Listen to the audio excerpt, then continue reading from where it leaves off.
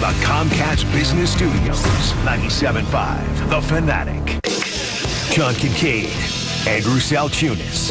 This is Kincade and Salciunas, 97.5 The Fanatic and 97.5thefanatic.com. Well, it's an anniversary of sorts, except we just don't want to celebrate this one. But we'll do the opposite because the Eagles are the opposite from what happened last year. And today's the day, Johnny, Connor, and Eagles fans, all of you, I put you to the test. Say it with your chest. I didn't mean to rhyme there. It's Kincade and Salciunas, 97.5 The Fanatic. This is Kincade and Salciunas. The Eagles are not just one of the top teams in the NFC. Hell, I'll go farther, John. One of the top teams in the NFL. I thought the offense was going to be off the charts, and I thought the defense was going to be more than adequate. I never thought the defense was going to be doing this. Kincade and Salciunas. John Kincade, Andrew Salciunas. 97.5 The Fanatic and 97.5thefanatic.com. And a good Tuesday morning, Philadelphia. I'm Andrew Salciunas alongside my man, John Kincade. Johnny, good morning. What a beautiful day. Yes. It's going to be raining later, but it's a beautiful day for us. You know what? The weather at this point means nothing to me. Because really the doesn't? Philadelphia Eagles are the only reason why I get up. And when I get out of bed, it doesn't matter what the temperature is outside. It doesn't matter how cold or dark it is at 4:15, 4:20 in the morning. It doesn't matter, John, because I'm coming into work talking about the 9-2 Philadelphia Eagles that have the second best record in the NFC and are playing just as good as the Detroit Lions, which is why they're on the same tier. I tried to explain that yesterday to my child. Interesting. Saying, you know, this is the reason we're talking about is that there's when the Eagles are good, work is really, really easy. Oh, yeah. And then she said, "No, but you guys like it better when they lose." No, she said we should pay you. They should pay you less.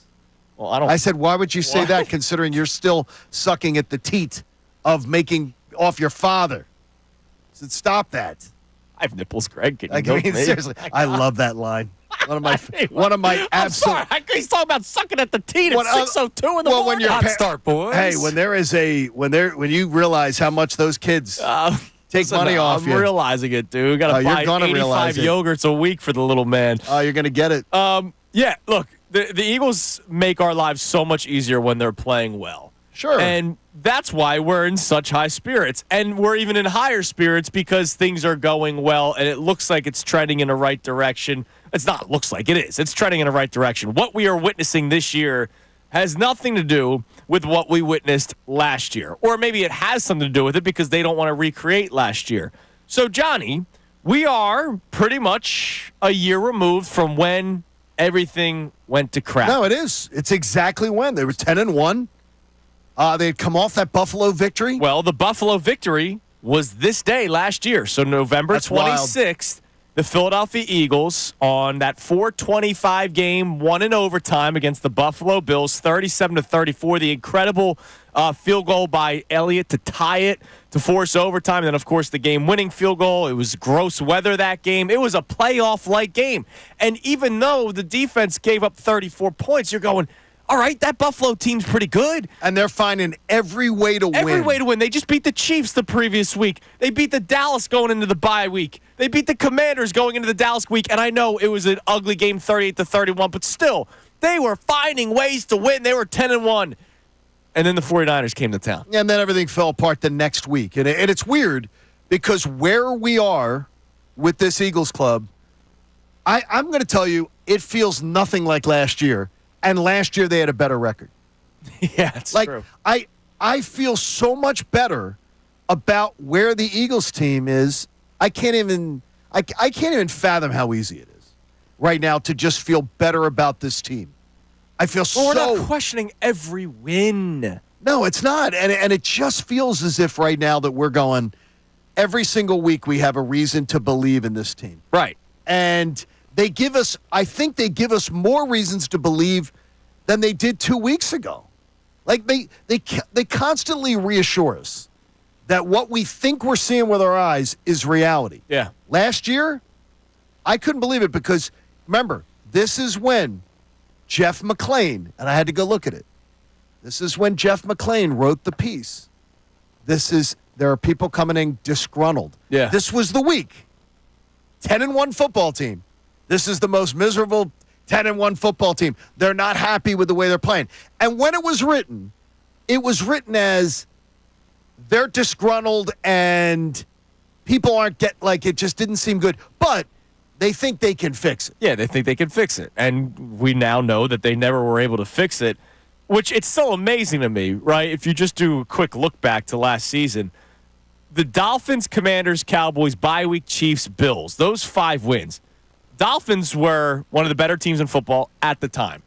At the time, yes. The Commanders, I know they shouldn't have been that close, but you win that game. It's a divisional game. You beat the Cowboys, who eventually won the division. You beat the Chiefs, who eventually won the Super Bowl. You beat the Bills in overtime, who won the division.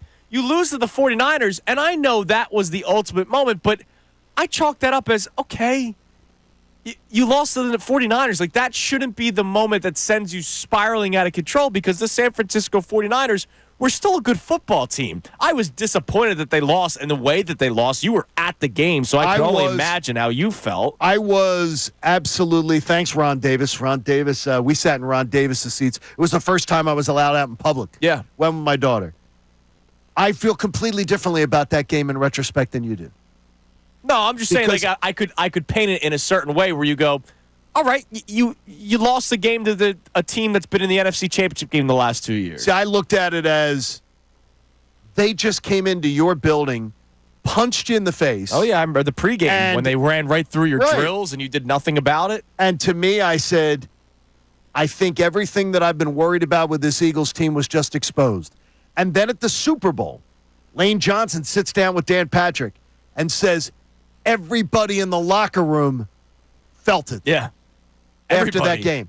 And I think the loss at that point really... Well, and for the first time in the Nick Sirianni era, I remember I was doing Middays, and Ray was producing the show. And I remember we played a clip from Derek Gunn. And D. Gunn, we know how connected he is with this Eagles team.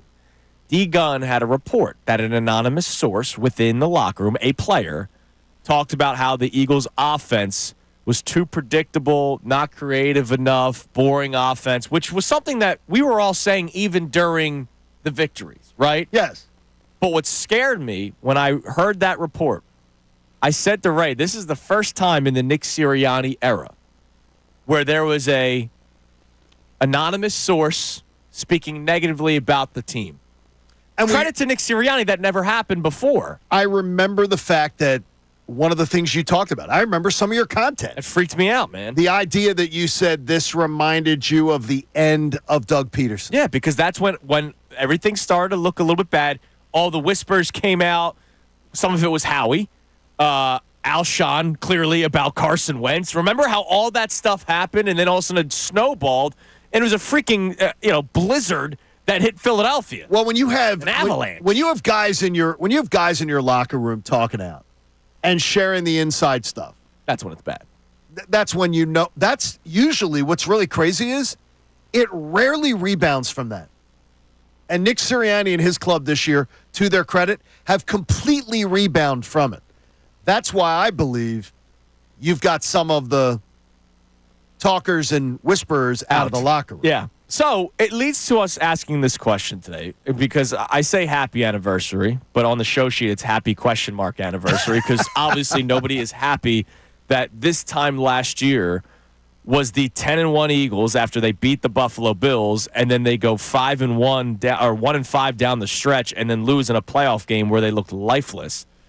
The Philadelphia Eagles, 1 year ago today, it was the beginning of the end of the 2023 season.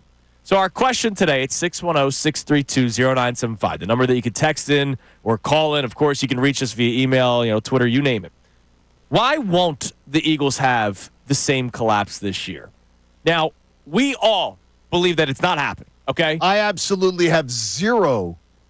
I have zero worry that that's happening. Myself included. There's zero. Nothing's going off. No alarms are going off in my head. So let's expand on it. Like, why are there no alarms going off? I'll let you start, because you've been saying NFC Championship game since the summer.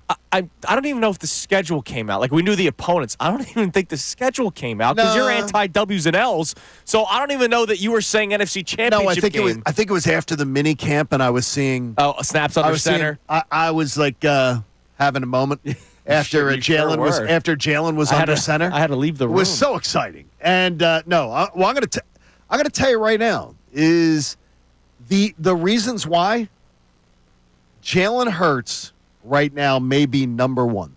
Okay, why is that? Because I admire a guy. Again, I admire anyone who has success in whatever field they choose to work in and isn't satisfied and then says, I need to be better at this.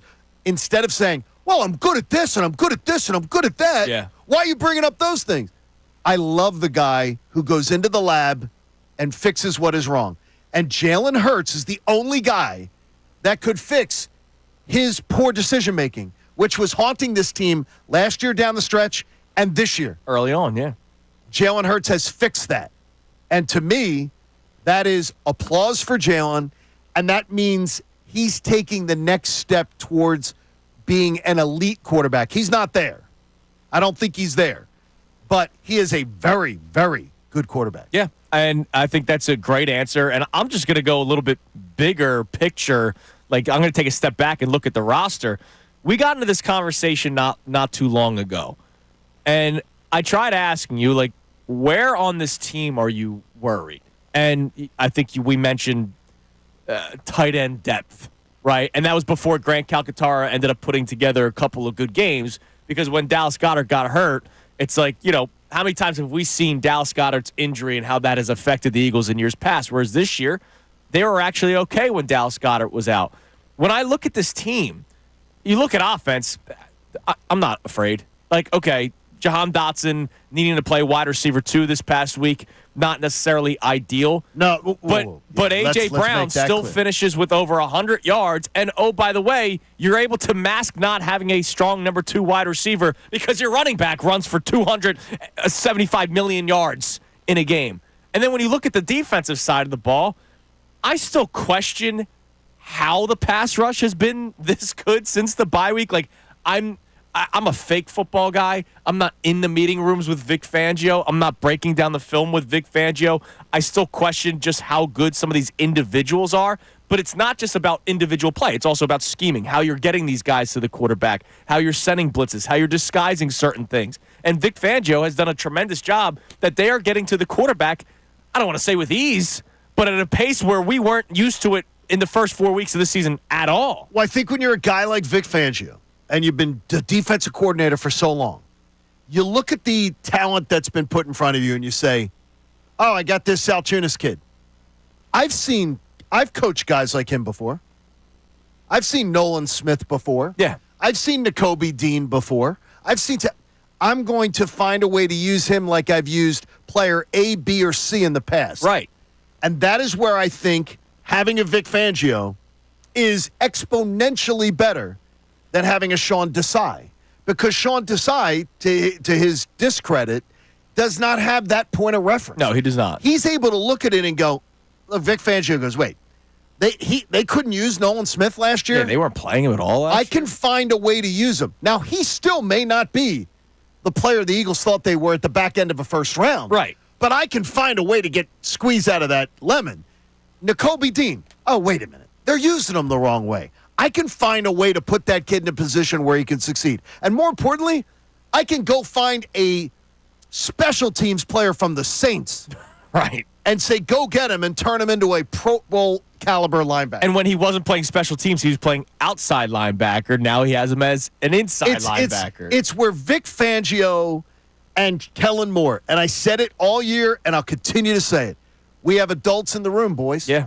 We got adults. And that's one of the other reasons why I imagine there won't be a collapse. Like, I had a guy coming after me yesterday because of the tweet that I put out about Sean Desai and Matt Patricia. Well, what was he coming after you about? This is why Philadelphia media, blah, blah, blah. And I was like, how did you take this as a negative? Like, I understand I said a negative thing about Sean Desai and Matt Patricia, but how did you take this as a negative? This is a positive look at what we have now. We have Vic Fangio. And I tried responding. I got to understand, why would somebody take that as a negative? I really don't know, man. Because, I mean, what you're doing is you're crediting the fact that the Eagles' defense is world's better. I will tell you, I look, again, I get a lot of things wrong, and I'll gladly tell you when I get it wrong. Going into last season, I had two things I was concerned about. tossing the keys to 2 inexperienced coordinators was number 1, and signing 2 older corners was number 2. Right. Now, Darius Slay, I think, has absolutely lived up to paying him what you paid him. Yeah, so absolutely. on this, but I only wanted one of them. And the signing of James Bradbury was bad. I just look at it as, why would you not look at it as a positive tweet? I don't know. So I respond to the guy because he then says, you guys do this BS all the time. And I mean what I say. If Kellen Moore and Vic Fangio were here last year, that collapse doesn't happen. No, if the Eagles are in the NFC title game last year. Even if they're not. And probably at San Francisco. Dude, even if they're not winning a Super Bowl, I'm just saying they're not going from literally 10-1 to 11-6. Because to your point, the adults in the room, like they then had to move to Matt Patricia. And the Brian Johnson, Nick Sirianni thing with Jalen Hurts, who knows how that disconnect started.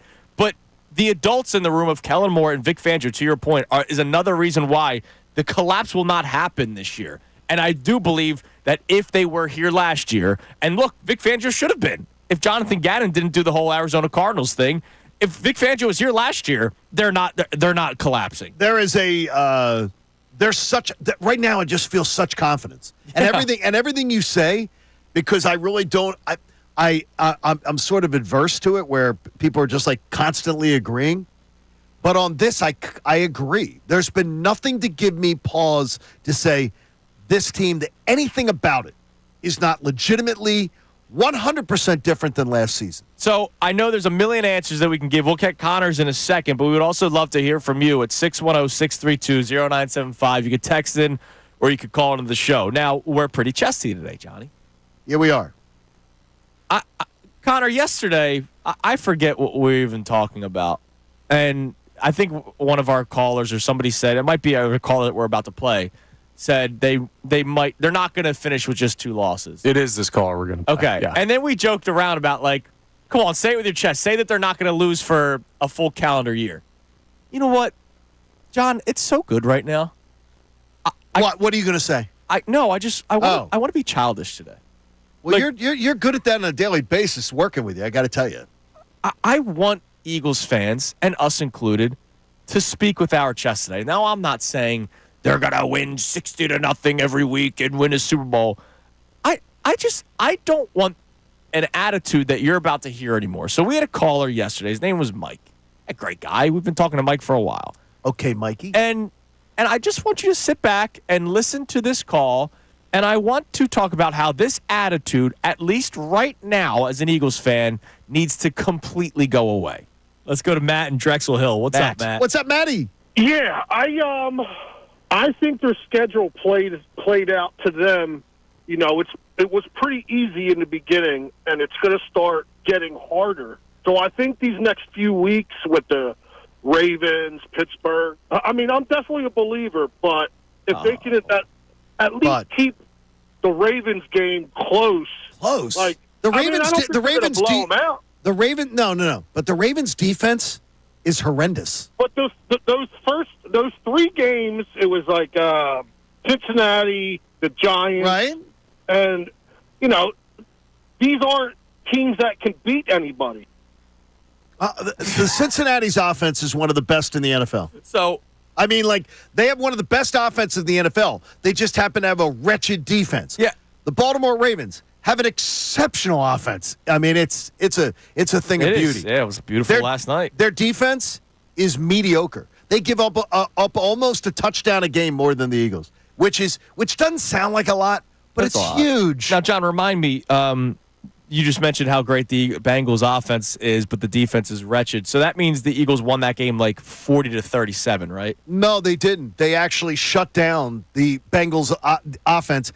Kept the 17? Oh, yeah. They won 37-17. That means they held kept on their Joe home Burrow field. And Joe Chase to 17 points. Yeah, Jamar Chase and Joe Burrow pretty much torch everybody. Yeah, but not the Eagles. And Jamar Chase was blanketed all day by one of the exciting whites. Didn't they just win that Thursday night game? Or sorry, they lost that Thursday night game to the Ravens where Joe Burrow threw for 8,000 yards. And yeah, that was 38-35 or something. But the Eagles held them to 17. Yeah. So I think people know brands.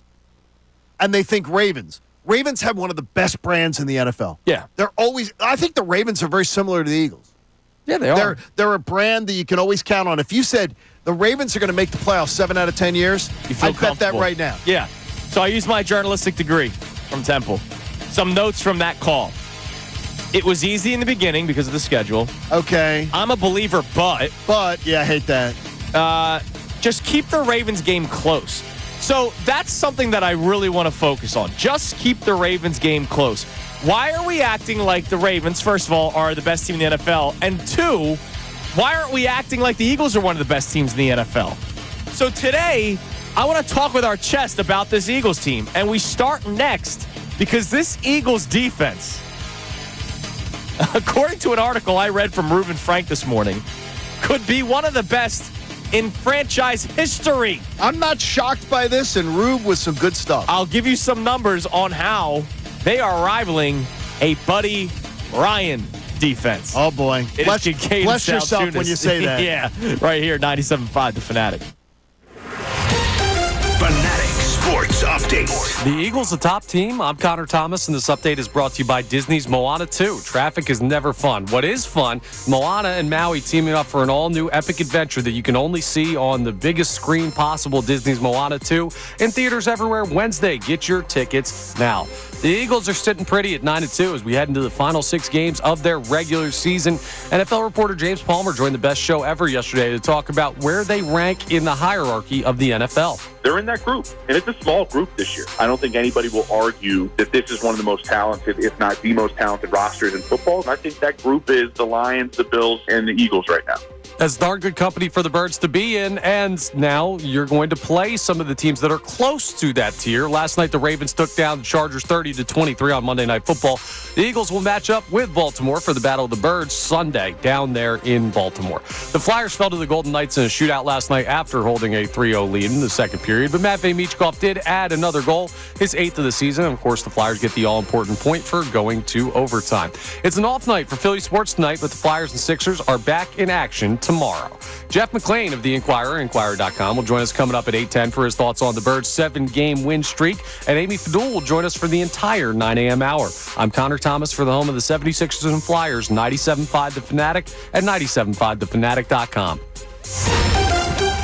ESPN's Adam Schefter. They're winning.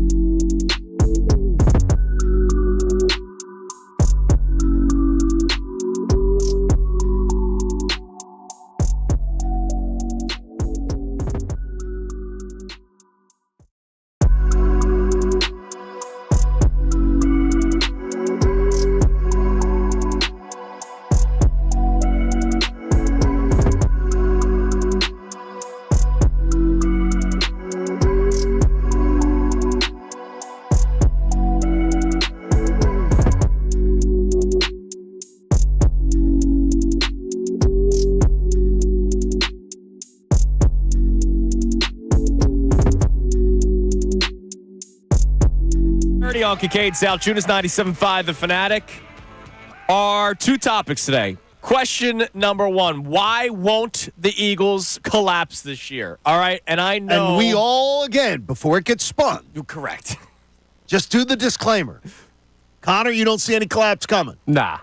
I don't see any collapse coming. You don't. I do not see any collapse coming, So before any of the I don't listen to the clips and just skim... Yeah. And then go, typical sports radio. Why are they asking this question? None of us believe that we're going to go back to 2023. And again, we like it when they're winning, John. A, It's because fun. we're Eagles fans. B, you guys listen more when they're winning and Yes, not when they're losing. Oh, you guys exactly. prefer them to lose. No, we wrong. prefer them to win. So why won't the Eagles collapse this year? We know everything that transpired last year. And look, one of those answers, it doesn't seem like there's drama.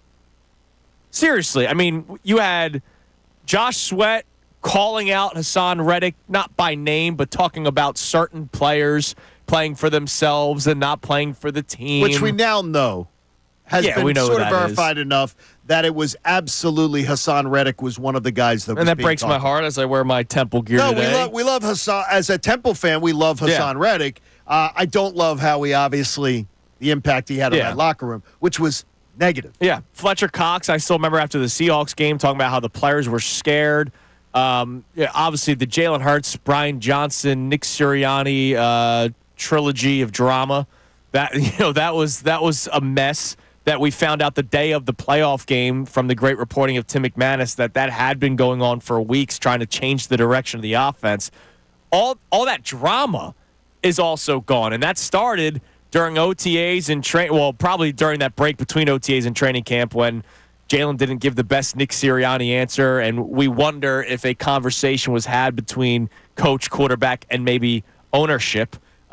Just a guess, and it seems to have worked out for the betterment of this Eagles team and for the betterment of the individuals, Jalen Hurts and Nick Sirianni. So why won't the Eagles have a collapse this year? Because we are 1 year removed from when the Eagles beat the Bills in overtime, and then you all know what happened after that. 610-632-0975. Watching that game, that Bills game, I thought that Jalen Hurts second half last year in the pouring rain and everything that he did, I was like, dude, this is Jalen Hurts from the Super Bowl. Yeah, they're back. That brought them back.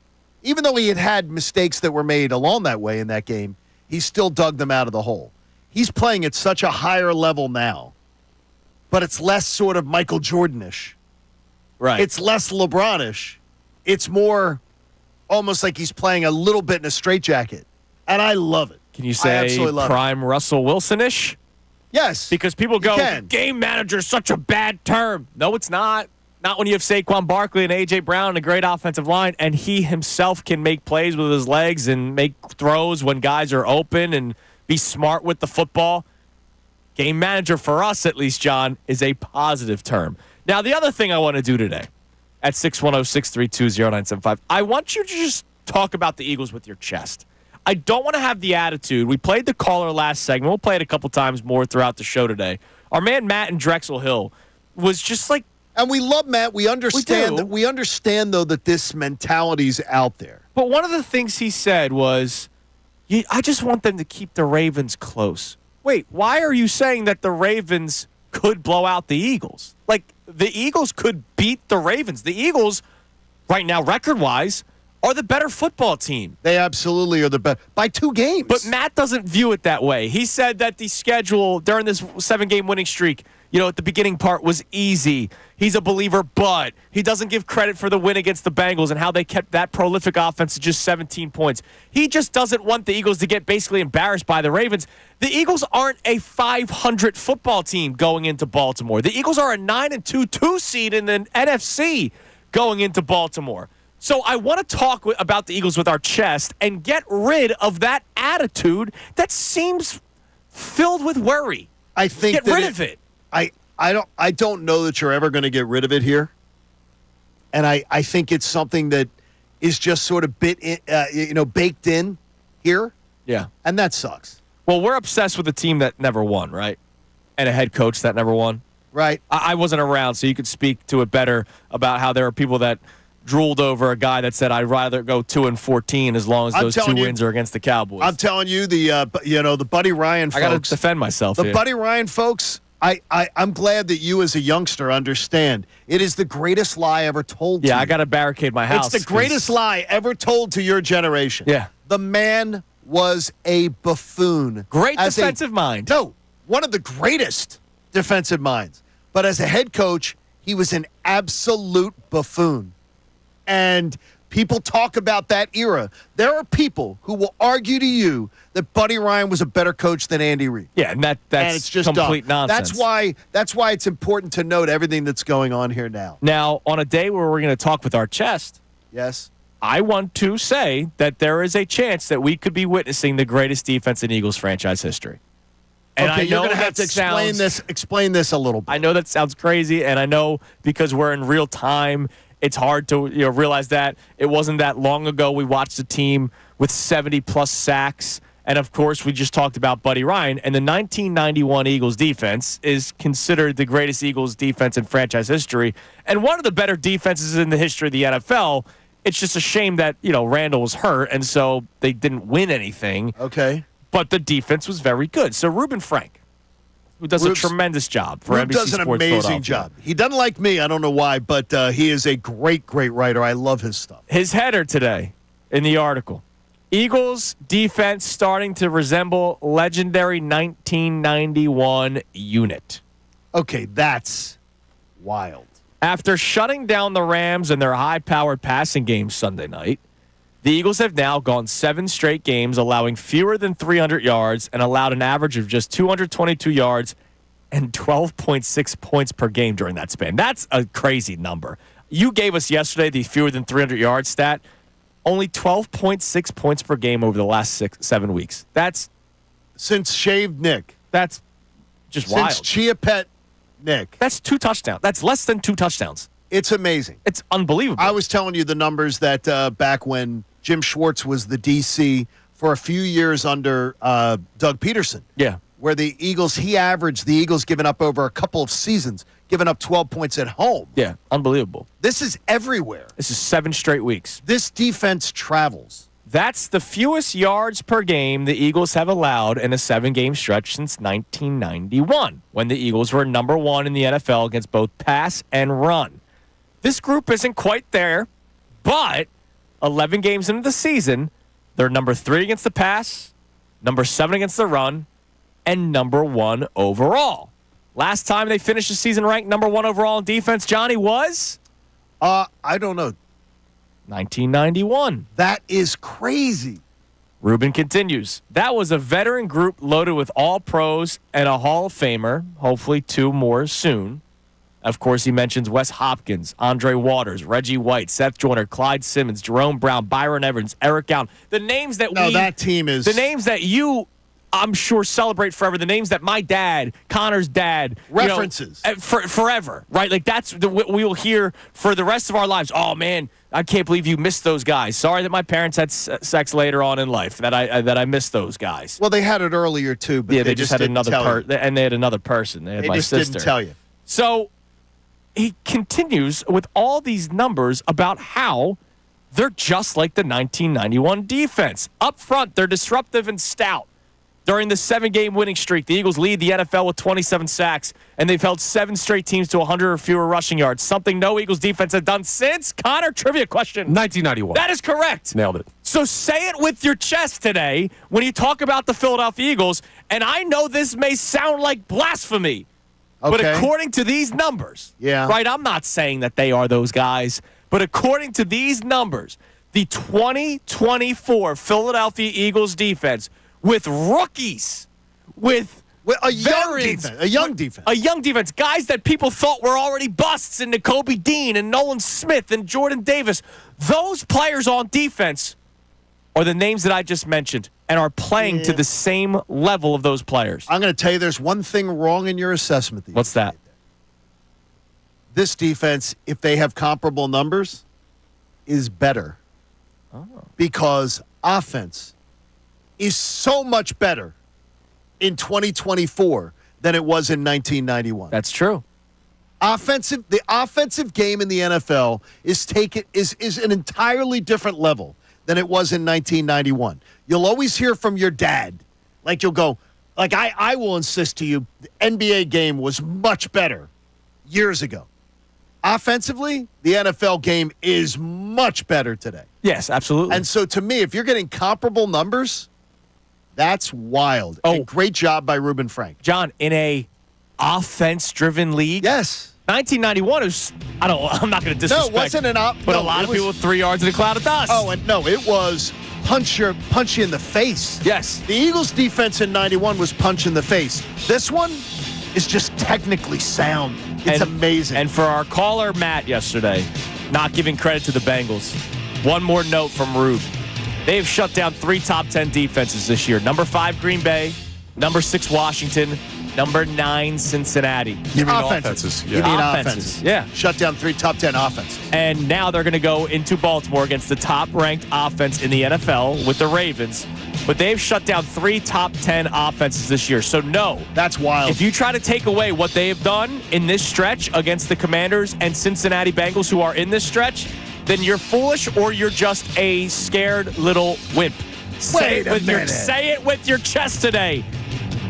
We'd love to hear from you. 610-632-0975. It is Kincade and Salciunas right here, 97.5 The Fanatic. Philadelphia Flyers hockey. Beachcomb to Konecny.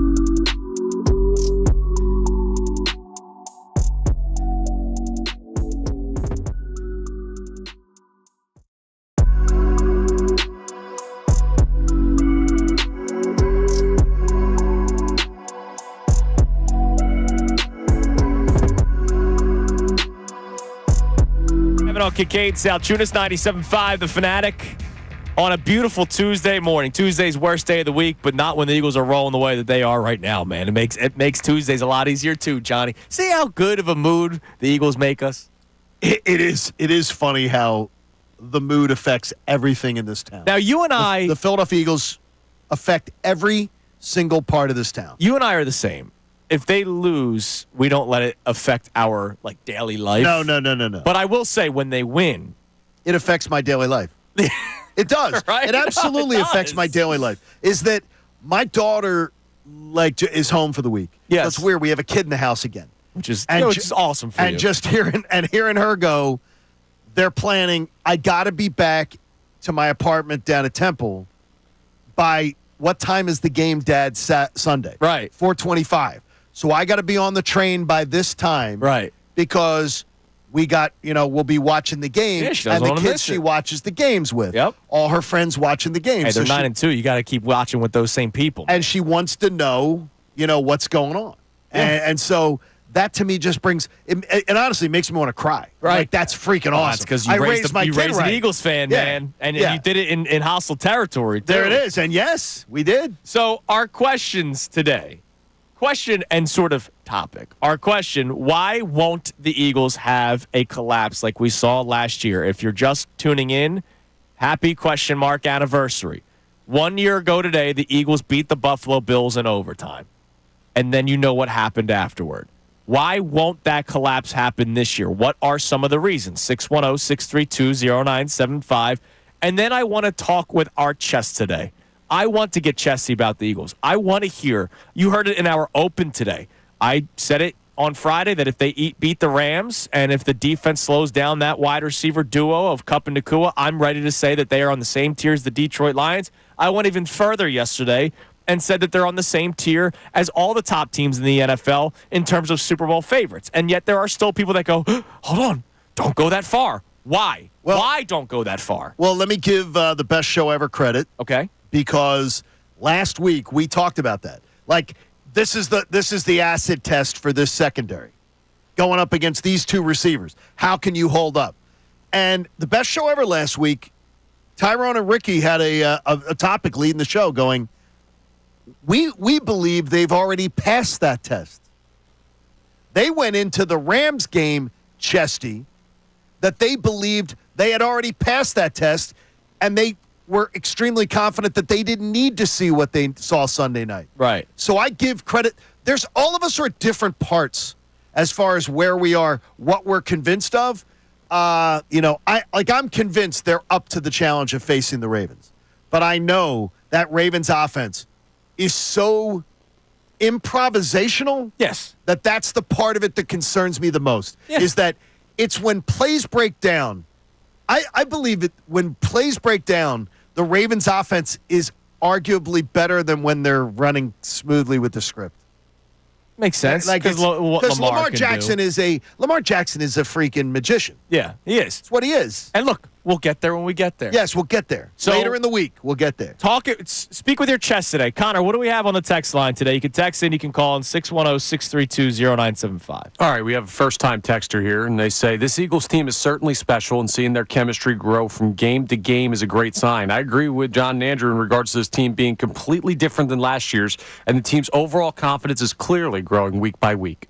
Yeah, I mean, confidence, chemistry, everything. Chemistry's huge. It really is, man. Because you saw how much it affected you last year. And it cannot be overstated that, yes, people will say to you, I've been around teams, I've covered teams, I've been embedded with teams that had a bunch of guys that didn't get along, and I was around some good teams that were like that. Yeah.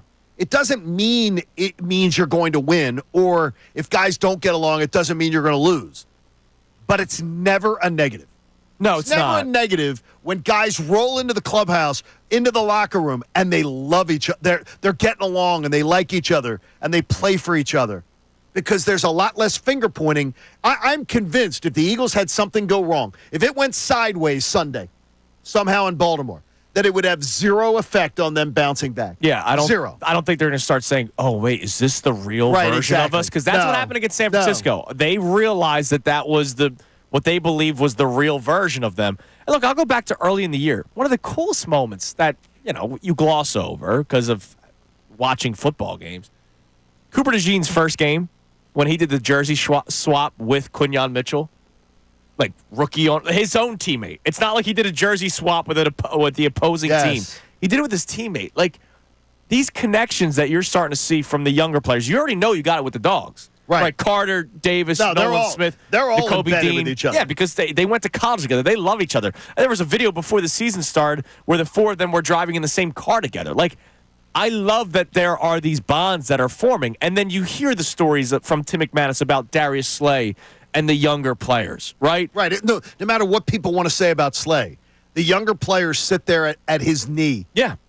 Learning from him. The offensive line felt comfortable enough to come together and go to Nick Sirianni during the bye week and talk about the change in the direction of the offense and focusing on the run and having Saquon Barkley and them themselves. Like, there is a bond with this team, and I don't want to just compare it to the Phillies, but like that 2022 run where odds were completely against them, there was something to that clubhouse being together. Now, winning's the best medicine. And sure, it is. Absolutely. Once a party starts and you can keep the party rolling. But right now, the party's rolling with the Eagles. And they're saying all the right things.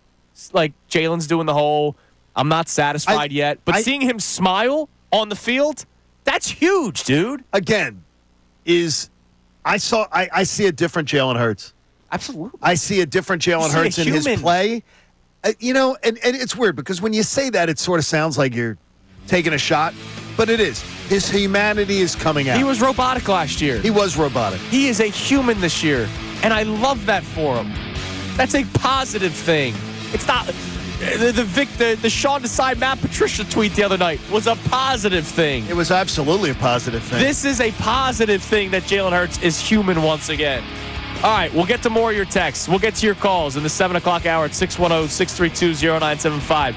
Speaking of the 7 o'clock hour, around 7:10, in spirit of saying it with your chest, the Eagles Super Bowl train, Johnny, has now gone national. Uh-oh. Hear from who next? It's Kincade Salciunas, 97.5 The Fanatic. Fanatic Sports Update. Elite company for the birds. I'm Connor Thomas, and this update is brought to you by Temple Football. Temple Football battles North Texas in the season finale this Saturday at noon at Lincoln Financial Field. Kids tickets on game day are as low as $10. Visit owlstix.com. The Eagles are in great shape, a 9-2 record as we head into the final 6 games of their regular season. They have won 7 straight contests. Everything seems to be clicking for the birds. And NFL reporter James Palmer joined the best show ever yesterday and talked about where they rank in the hierarchy of the NFL. It's some elite company for the Eagles. They're in that group, and it's a small group this year. I don't think anybody will argue that this is one of the most talented, if not the most talented rosters in football. And I think that group is the Lions, the Bills, and the Eagles right now. Yeah, those are 3 darn good teams, and one of them plays here at Philadelphia, your Philadelphia Eagles. Now, last night, the Ravens took down the Chargers 30-23 on Monday Night Football. They're a pretty darn good team themselves, and the Eagles will match up with Baltimore in Baltimore on Sunday. The Flyers fell to the Golden Knights in a shootout last night after holding a 3-0 lead in the early second period. Matvei Michkov did add another goal, though, his 8th of his rookie campaign, and the Flyers did get a point out of taking that game to overtime. It's an off night for Philly sports tonight. The Flyers and Sixers are back in action on Wednesday. Jeff McClain of The Inquirer will join us coming up at 8:10. Amy Fadul will join the show for the entire 9 a.m. hour. I'm Connor Thomas for the home of the 76ers and Flyers, 97.5 The Fanatic and 97.5thefanatic.com. Andrew DeCecco with his analysis of the Eagles' win last night in L.A.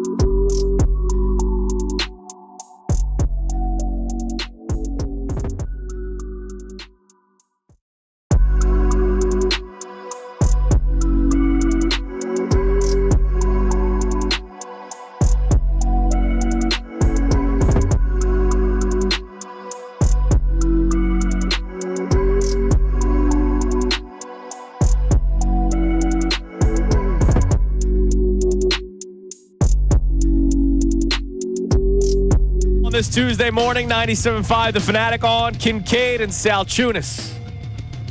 On a holiday week. Yep. Wow, how about that? Good timing. See, look Isn't that nice? Holiday week. Our algorithm's the same on social media. Our bathroom breaks. Our cycles are the same. And now we're saying things at the same time. Look at Connor. Connor's. That's why I sit in here. I don't want any part of that. Listen, man, you stay over there, okay? We don't. Weirdos. Sometimes we Stay don't where you want your smell cycle. We want Yes. you staying over What do you there. mean smell cycle. Oh. Well, depending on the Phillies. Well, thank and their God the winning Philly streak. stuff is, yes. Thank God their season's been done for 3 months. It's a shame that happens Yes. during the warmer months because then it smells even more. That's terrible. All right, so our question today and then our statement today.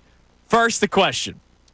Why won't the Eagles have the same collapse as last year? And thank you, John, for reminding me. Unfortunately, we have to put out the disclaimer.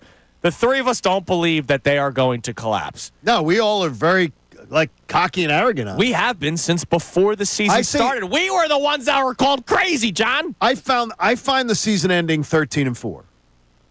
That's right now. If you said to me, that's where I'm guessing 2 seed 13-4. And collectively, this show, W's and L's for Connor and I was 12-5. My FBI analysis of your W's and L's was 12-5 as well. Yes, you did 12-5. So we all on mine. 12-5. They might be even better than that. No, they probably will be. And 12's going to get it done for you. Yes. 12's going to get you the 2 seed. 12's going to get you the division title. Oh, man, I heard Bill yesterday on the Mike Missanelli show that obviously, barring a collapse, which they're not going to have, they've pretty much already locked the 2 seed up. Well, the 2 seed is pretty much locked up. And Which is crazy in November. Dylan McKinnon said it the other day on Twitter. Dylan McTrollan was doing some really good work the other day. Okay. No trolling going on. That's a first. He was just all over it. And he was just saying, he goes, John, 12 is the number. And you look at the Commanders and you're like, 12 is the number.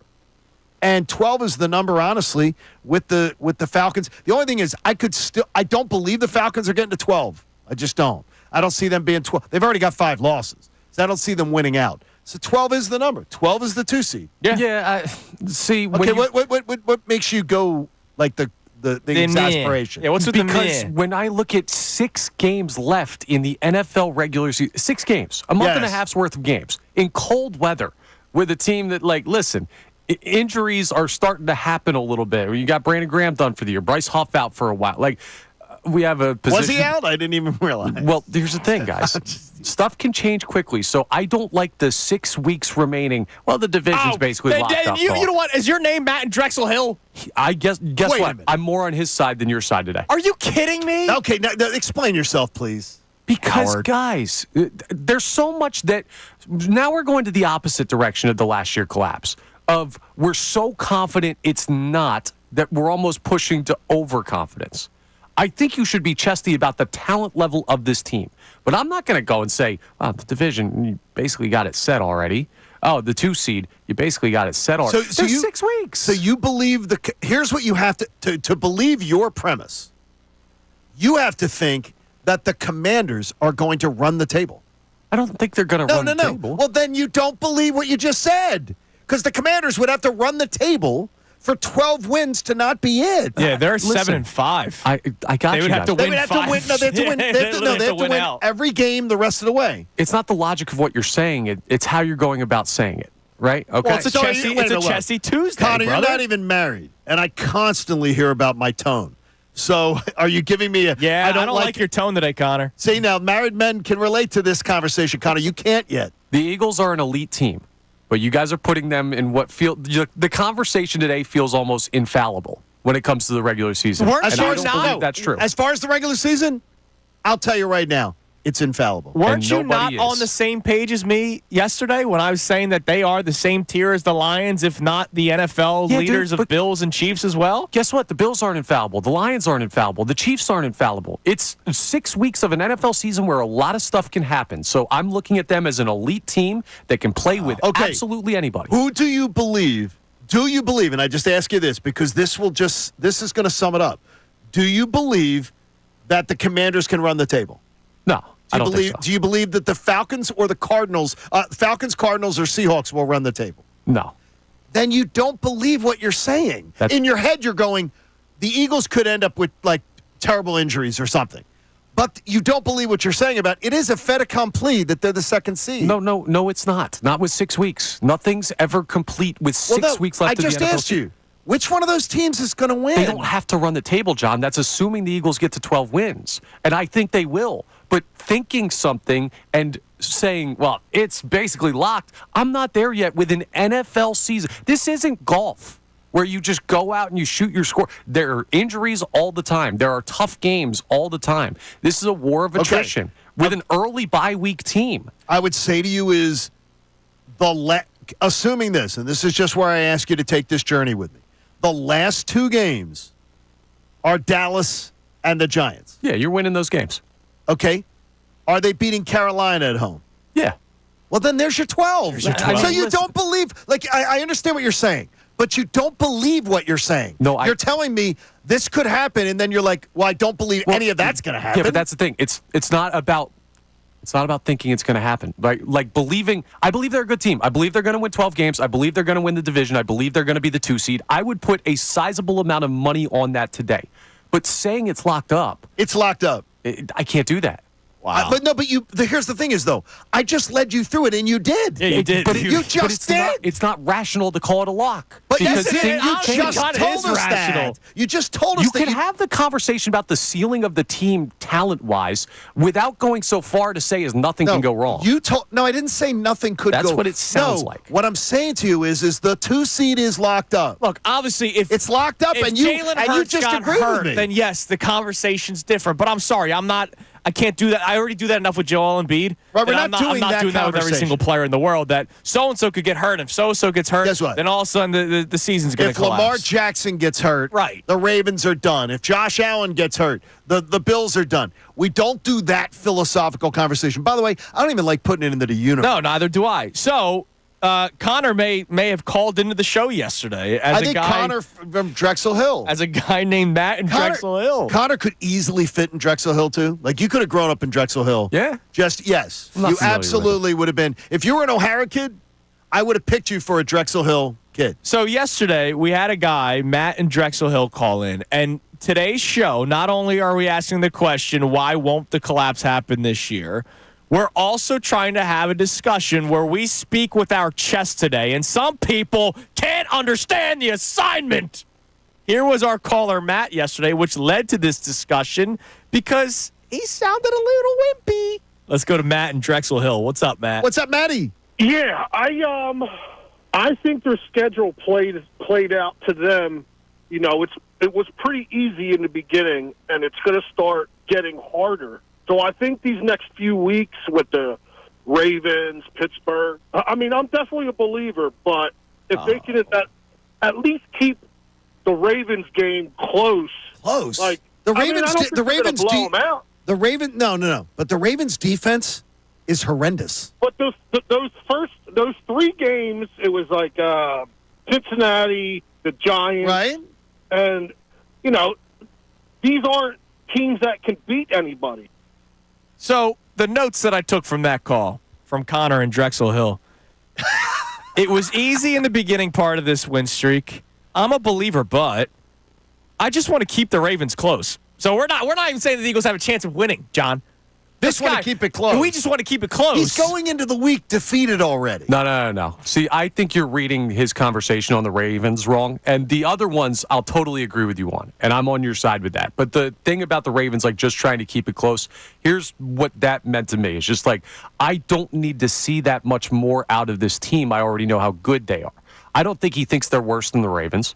I don't think there's many people in this fan base. Like, if you ask the fan base right now, how many of you have the Eagles as a top 5 team in the NFL? I think it'd be basically everybody. But I think he's looking at it and saying they've put themselves in such good position that there's not as much that I'm asking of this team right now. That's how I took that.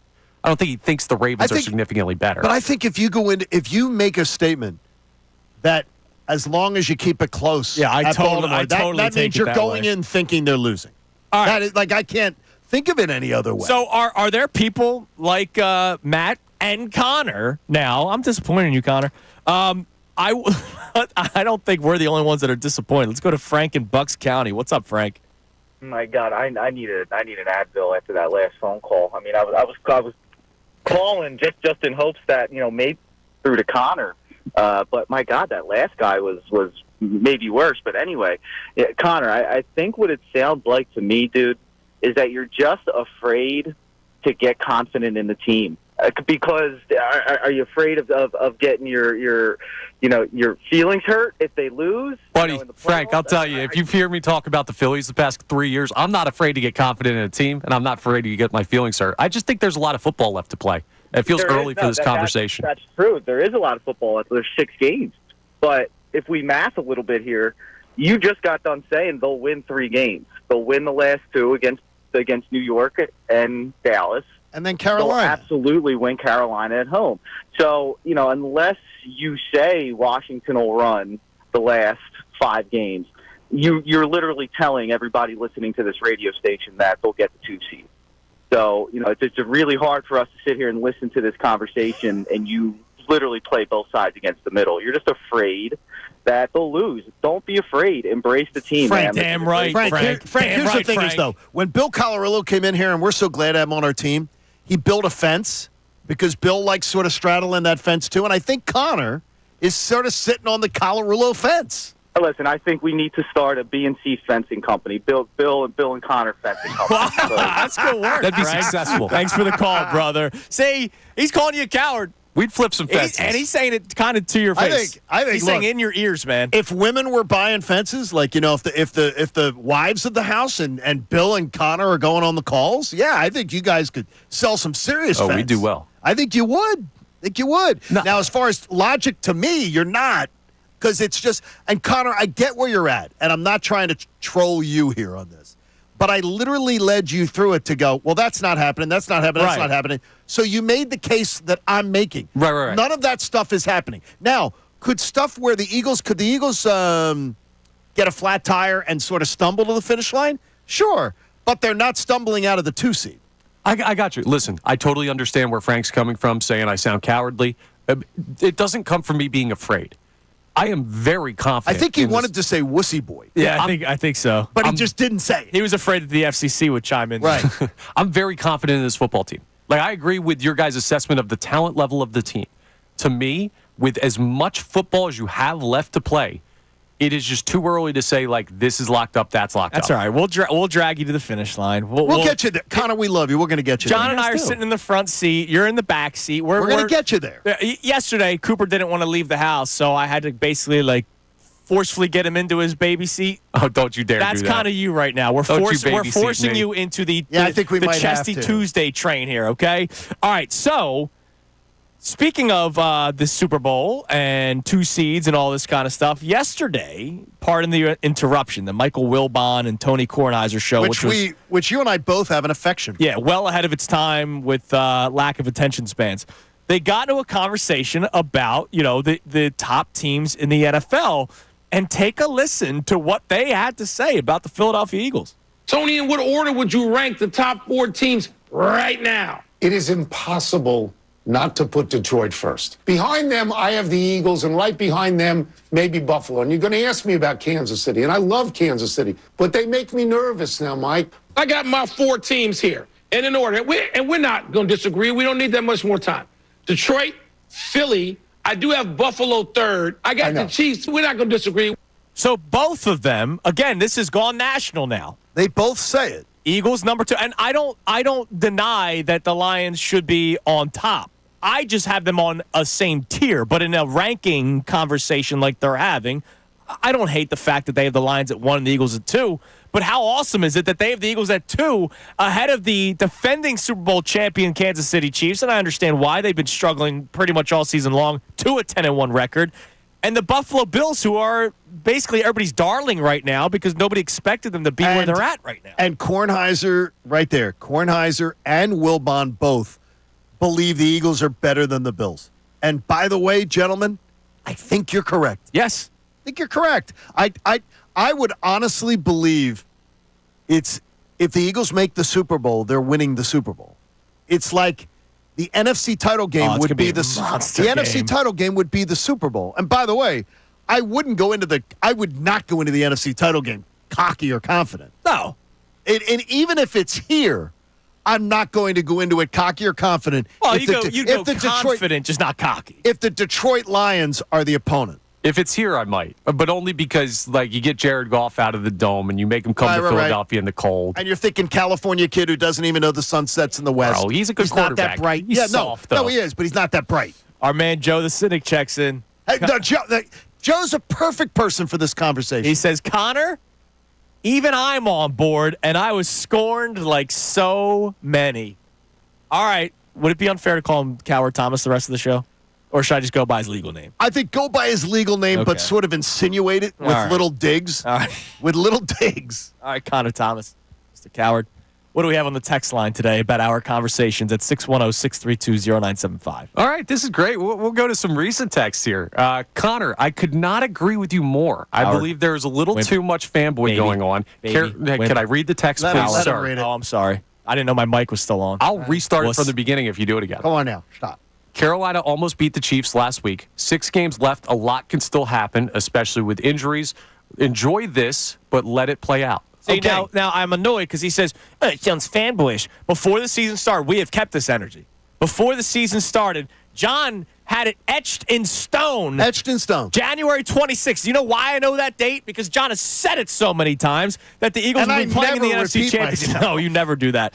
Eagles will be playing in the NFC Championship game on January 26th. I only know that date because John has been saying it. I had 12-5. Upside defense. Defense would be better than last year. Did I think they'd be top 5? No, absolutely not. But they have been playing better than what anybody anticipated, and they continue to get better. Why are you still scared? Oh, there's still so much time left. Get over it. I'm not scared. That texter was. Guess what? The way you extended the word scared, you are. Well, because I'm getting annoyed that I'm being painted as someone who doesn't believe in this team. You do. Hold on. You do, but the thing is this. Listen to the texter. The texter says, there's so much that can happen with this. So in the same mindset, then all the teams that need to run the table to beat the Eagles for the 2 seed, the same crap can happen to them. Yeah, but why are we thinking that? First of all, why are we thinking that more mediocre teams are all of a sudden going to get red hot and run the table, which they would require to do to beat the Eagles? To that texter's point, who does the whole anything can happen. The Chiefs barely beat the Panthers. So in 2 weeks, if the Eagles beat up the Panthers, which I expect them to, is that guy going to give him credit for the win against the Panthers, or is he going to say, oh, it was just the Panthers? Well, he should. If you hold that thought today that the Panthers can play a tight game against the Chiefs, so maybe the Eagles have to watch them, and then the Eagles blow them out, you say, wow, so keep the same energy. That's all I got to say. Keep the same energy. Here's one that I'd say to you is there are 12 games in the books for a team like the Ravens, who you're playing this week. And when I hear someone say, could you just keep it close against the Ravens? Come on, man. They've already lost to Las Vegas and Cleveland. Now, they lost to Pittsburgh. No crime there because 18-16 lost to Pittsburgh. Those two teams play the same game every year, and it's always one of those stupid scoregami things. Yes. It's 19-13 or something weird. And they lost to Kansas City in the opener just on a toe tap. They lost it right there. Look, the Ravens are a really good team, but if you're going into this week going, man, just keep it close, that is not the caller's not a loser, but that is a loser's attitude. That is disrespectful. You know what it is? To the Eagles. And we know that Nick listens going across the bridge the amount of times that he answers my stuff in his press conferences.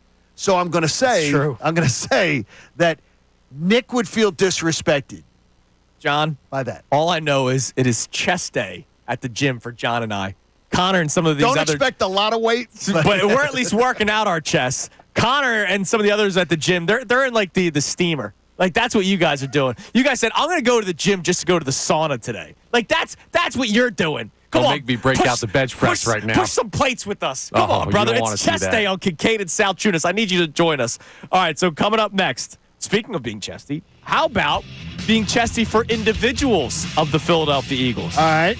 Not that we're going out on a limb saying that Saquon Barkley should be in the running for MVP, but we'll talk about it. You'll hear from his teammates after the game on Sunday and what they had to say about Saquon Barkley and how he should win MVP. So you're going to hear from some of the great teammates of Saquon Barkley on the Philadelphia Eagles.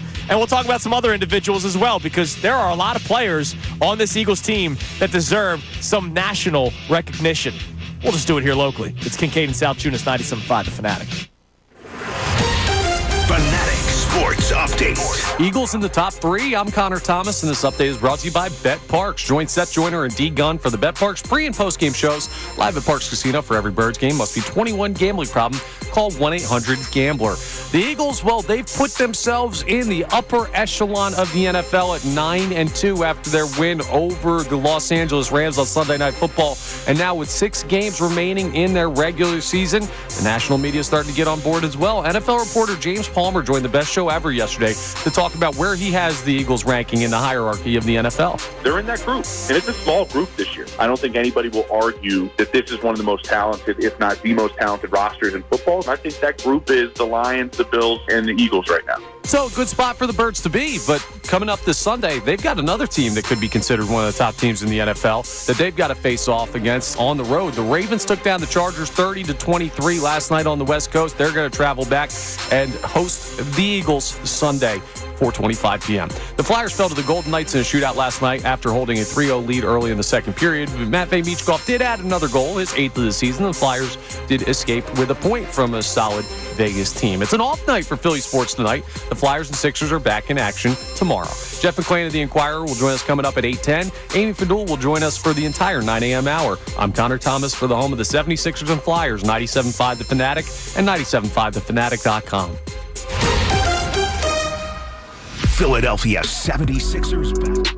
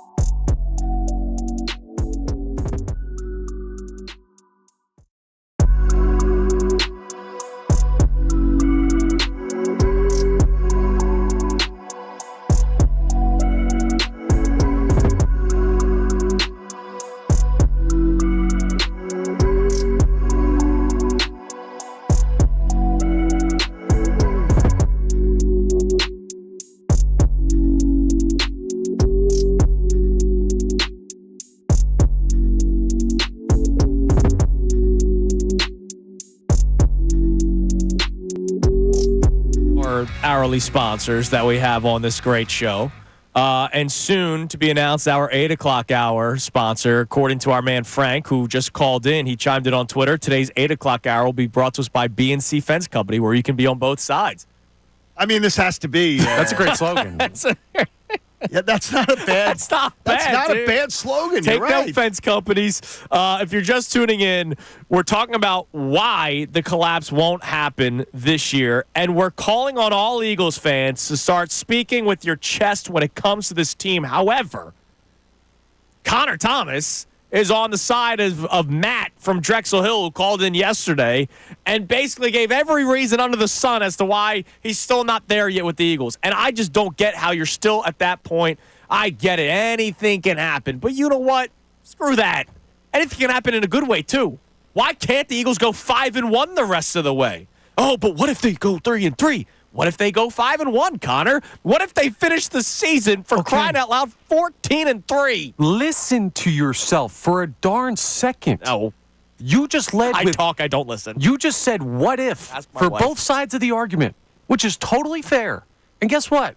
I believe good things are going to happen. I believe this is an elite football team. Do I think they're one of the top 2 teams in football? I'd probably go 3 because I think Buffalo's pretty darn good. But they're a top 3 team in football. Right now, they're going to win the division. They're going to be at least the 2 seed. There's a chance they could track Detroit down for the 1. They're very good defensively, very good offensively, and they are a Super Bowl contender. I believe all of those things.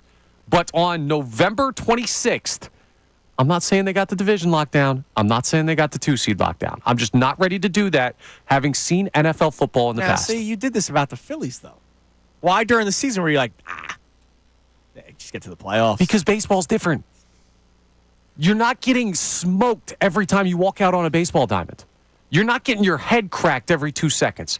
It's not a war of attrition the same way that football is a war of attrition. I would say that, and I say it to fond baseball men like Connor Thomas, the things you see in the baseball season that everyone tells you, just get to the postseason, get to the postseason. The things you see in the baseball season, they end up mattering. Yeah, unless you get red hot. And that's why you get sent home. Eventually, your warts will be what takes you. And right now, the Eagles aren't showing any warts. No, they're not. And I don't expect them to then all of a sudden start showing warts. So you could text in, you could call in 610-632-0975. It's a chest day on Kincade and Salciunas, at least for John and I. Connor's in the sauna. All right? Well, you can join us whenever you want. Once you loosen up, you can join us at the bench. Let's get chesty about some of the individuals. So Saquon Barkley, we went through it yesterday. He had the 3rd best odds to win MVP. We talked about last segment how the Eagles Super Bowl train has gone national. We played you the clip from PTI where Wilbon and Kornheiser have the Lions ranked number 1 and then the Eagles ranked number 2 ahead of both the Bills and the Chiefs. Those are the 4 teams that they talked about. We're now starting to see people nationally talk about Saquon Barkley and how he should win MVP.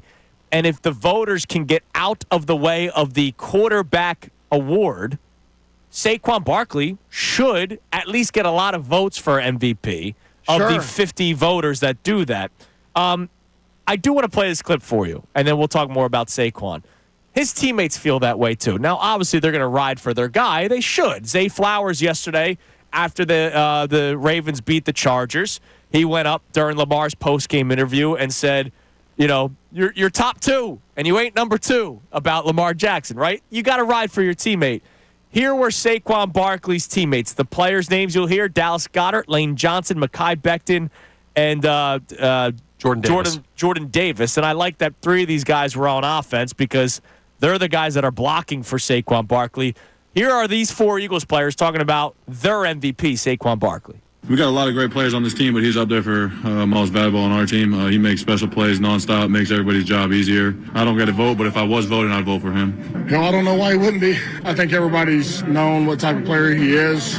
He's had some ups and downs in his career, but I think, now he's having a real year where people can really see what type of talent, that he carries. And, a guy that size that can do that, it's fun blocking for him, I'll tell you that. So every game he surprises me. he get a little bit of space, he's gone. So, I mean, just everything he does just surprises me. I'm a fan out there, so I'm just out there in awe whenever he does something. Saquon had an outstanding performance tonight, and I'm just grateful that he's on our team. I'm grateful that he's running the ball for us. Franchise record, man, that's crazy to think. Like, all those years of great running backs being here, and for him to have a franchise record tonight, just on the ground, man, sky's the limit for him. And I'm glad he's with us. I love Mekhi Becton. He was the third voice that you heard saying, I'm just a fan out there. He's literally on the line of scrimmage. Like, he's not on the sideline watching Saquon Barkley play. He's on the line of scrimmage making a few blocks here and there, and then watching Saquon Barkley just hit the hole and run for touchdowns. And Mekhi Becton watching the 15-minute game, he may have had his best game. Yeah. He may have had his best game Sunday night. Well, he's also better when it's a ground attack like that because he can just be physical at the front of the line. He had 3 different launch-offs. Yeah. Where he was just knocking people down. He's a mammoth of a human being. Yeah, he is. And by the way, that was a bust. That was a guy who was his fan base would say Becton was a bust. John, he got signed here to be a swing tackle. It's amazing. He wasn't signed here to be your starting right guard. It was Tyler Steen's job, and then not Vic Fangio, Jeff Stoutland. Just like Vic Fangio said, Zach Bond's an inside linebacker, not an outside linebacker. Jeff Stoutland goes, let me try this guy at right guard and see what I can do here. Obviously, Tyler Steen gets banged up in training camp, which is one of the worst things that can happen to you during a position battle. But Steen was going in as the starter. Right. And Becton ended up winning that job. And who knows? He's on a 1-year deal. Who knows what his future looks like, his next payday. So who are some of the other standouts this year? Like, I know the Pro Bowl game itself is a joke. Yeah, now they had that stupid skills competition. Yeah, it's a joke. But if we were to go traditional, like, hey, we're voting for the best players in the league, you got Saquon. You got Saquon. I imagine Lane Johnson gets a nod. I imagine Jordan Mailata will get a nod. They're not my top 2 linemen. I know. Cam Jurgens probably won't get the recognition nationally, like from the fans that vote outside of Philadelphia, but he should. Landon Dickerson absolutely He's deserves. number 1. I mean, he's spectacular. A.J. Brown, obviously. And then if you go on defense, where do I start? Do I start with Jalen Carter, who might be the biggest beast? Jalen Carter is, I believe, if they were doing the little PTI thing where they were ranking, the most important player on defense is Jalen Carter. Yeah. Because Jalen Carter is letting other people eat. Yeah. And he's a public menace. He is, he is, again, and I'm watching with Pro Football Focus, and whether you believe in them or not and everything, he is one of the most handful of double-team players in the NFL. Yeah. Every week. So every single week, the offense coordinator goes, where's Jalen Carter? What's our plan for Jalen Carter? Before they talk about anything. I saw a video of one of Baldy's breakdowns. He said... By the way, Baldy's breakdowns are great. He put out the tweet, teams finally found a way to stop Jalen Carter. Hold him on every play. No, seriously, it's the truth. And here's the deal. If I'm the Philadelphia Eagles, I'm sending the video that they showed on the NBC broadcast on Sunday night to the league officials and saying, hey, you missed all these? Like, can you circle this one in red? And so next game, you know how they always had the emphasis at the beginning of the season, like the illegal formation? Sure. The hip drop tackle, which nobody's been called on. By the way, that is not been. No, nobody's been not called a on that single one. Flag on no, I don't think there's been one flag for the hip drop tackle this year. But that should be sent to the league and be like, hey, you got to keep an eye on this because it is a penalty. So if he's held 6 times a game, you know how good that's going to be for the Eagles defense? Could very well be. It's going to help them out a lot. Field position, everything. He's just. It was. What was Mikey? I think Mike was saying yesterday something about the officials, like just how small how small guys are. Everything. There's a lot of stuff being missed. Oh yeah. As the players get bigger, there's a lot of stuff being missed. Absolutely. So, could the Eagles? And I know again the Pro Bowl game itself is a joke, but it's still an honor to be voted for it. Yes. If I set the line at 12.5, over under Eagles that are nominated to the Pro Bowl. Under. Yeah, I'll take the under as well. I'll go under. Okay. Yeah. I don't remember how many did they have in the Super Bowl year 2 years ago. Didn't they have like almost 15? As far as just nominees, not participants, but nominees. Okay. Well, just like quickly, A.J. Brown will be. I imagine Lane, Saquon. Dickerson, Lane, Saquon will be. Yeah. Lane, Dickerson. I don't know if Mailata will be. He might be. He missed a good amount of time. Yeah. Yeah, he might not be. So that's 4 on offense. Lane, Saquon, AJ, and Dickerson. Jalen Hurts will be. Hurts has to be. Okay, there's 5. 5 on offense. I don't believe any more than those 5. All right, Carter on Carter, defense. 6.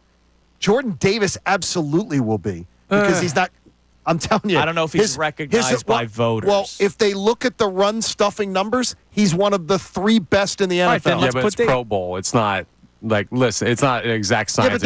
It's too deep into the numbers. Okay, now here's where I'm going to completely disagree with that. He's Pro Bowl at his position. And at his position, that's true. He's a top 3 guy. If anyone does their basic research, they're going to go, right, but this guy's one of the best. The Pro Bowl is not do your research. The Pro Bowl is, a lot of it is the type of All right, so if we don't put Davis on just for that point of the argument, Connor. Quinyon, yes. Carter, Bond, Quinyon, DeJean, Slay. Because DeJean's getting national love now, too. DeJean will. So that's 10 off the top of our head. Like that's it then. It's definitely the under. But if Davis is on there, that's now 11. Right, it's definitely the under, though. But it's not far off. No, it's not. No, I just came up with a number of 12.5. It's chest day. Connor, are you ready to hit the bench with us? Chest day's on Monday. Come on, brother. I think Connor be ready to hit the bench with us. All right, so coming up next, our man Jeff McClain joins us every single Tuesday at 8:10. So we'll speak to him at 8:10. But next, he did put out an awesome tweet. He's been covering the Eagles for a while. He was around 2017 when Carson Wentz got hurt, and the message from Malcolm Jenkins about the team. I'm going to read the tweet that Jeff McClain put out there yesterday and how it coincides with Brandon Graham. It's Kincade Salciunas, 97.5 The Fanatic. Eagles head coach Nick Sirianni. What I told our team after is,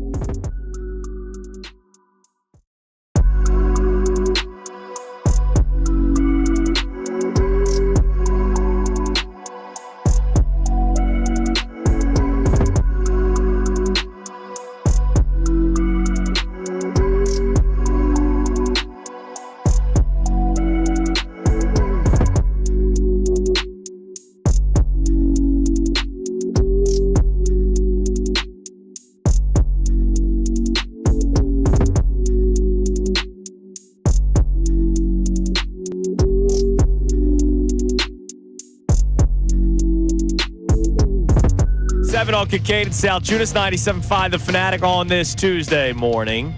Tuesdays means Jeff McClain. He'll be joining us coming up at 8:10 today. But I want to read a tweet that he posted yesterday that I thought was very important.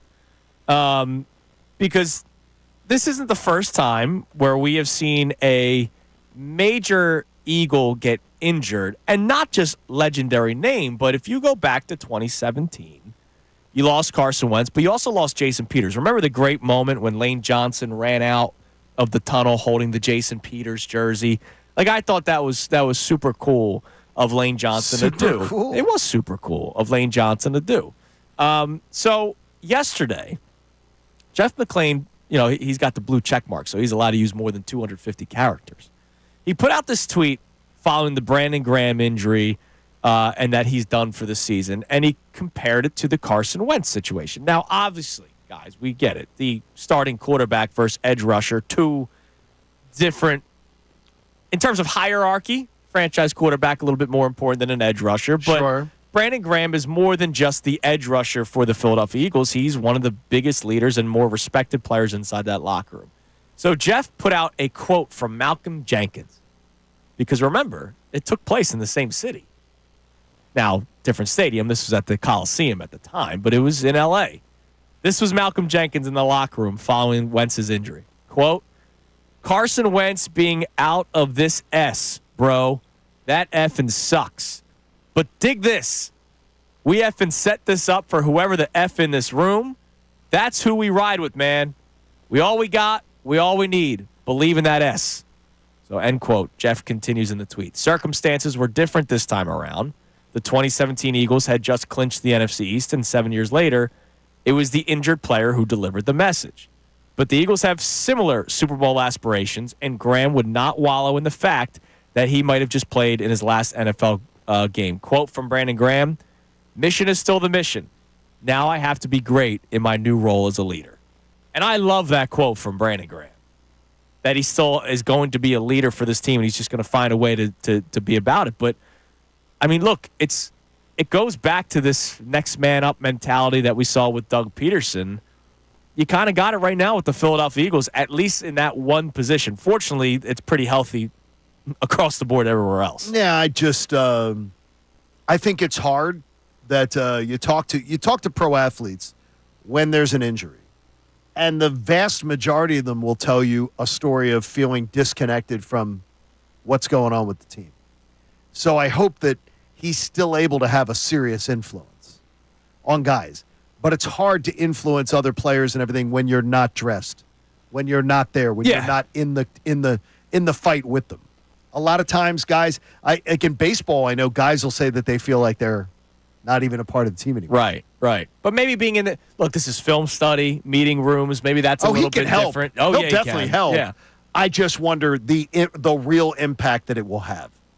Yeah, and that's why he's talking about like getting used to this new role in leadership, because it's not going to be easy. But no, it's not. He's not going to not be impactful. Your point is totally valid, though, John. We'll have to see how it plays out. It's a loss in a lot of ways. It's a huge loss. It is a huge loss. And by the way, he was playing like a maniac. Well, that's the thing. Like yesterday, Sunday night, he was tattooing people. If you were reading the tweets, let's say somebody's not an Eagles fan, and the tweets just popped up on their timeline of, man, this can't be Brandon Graham's last season.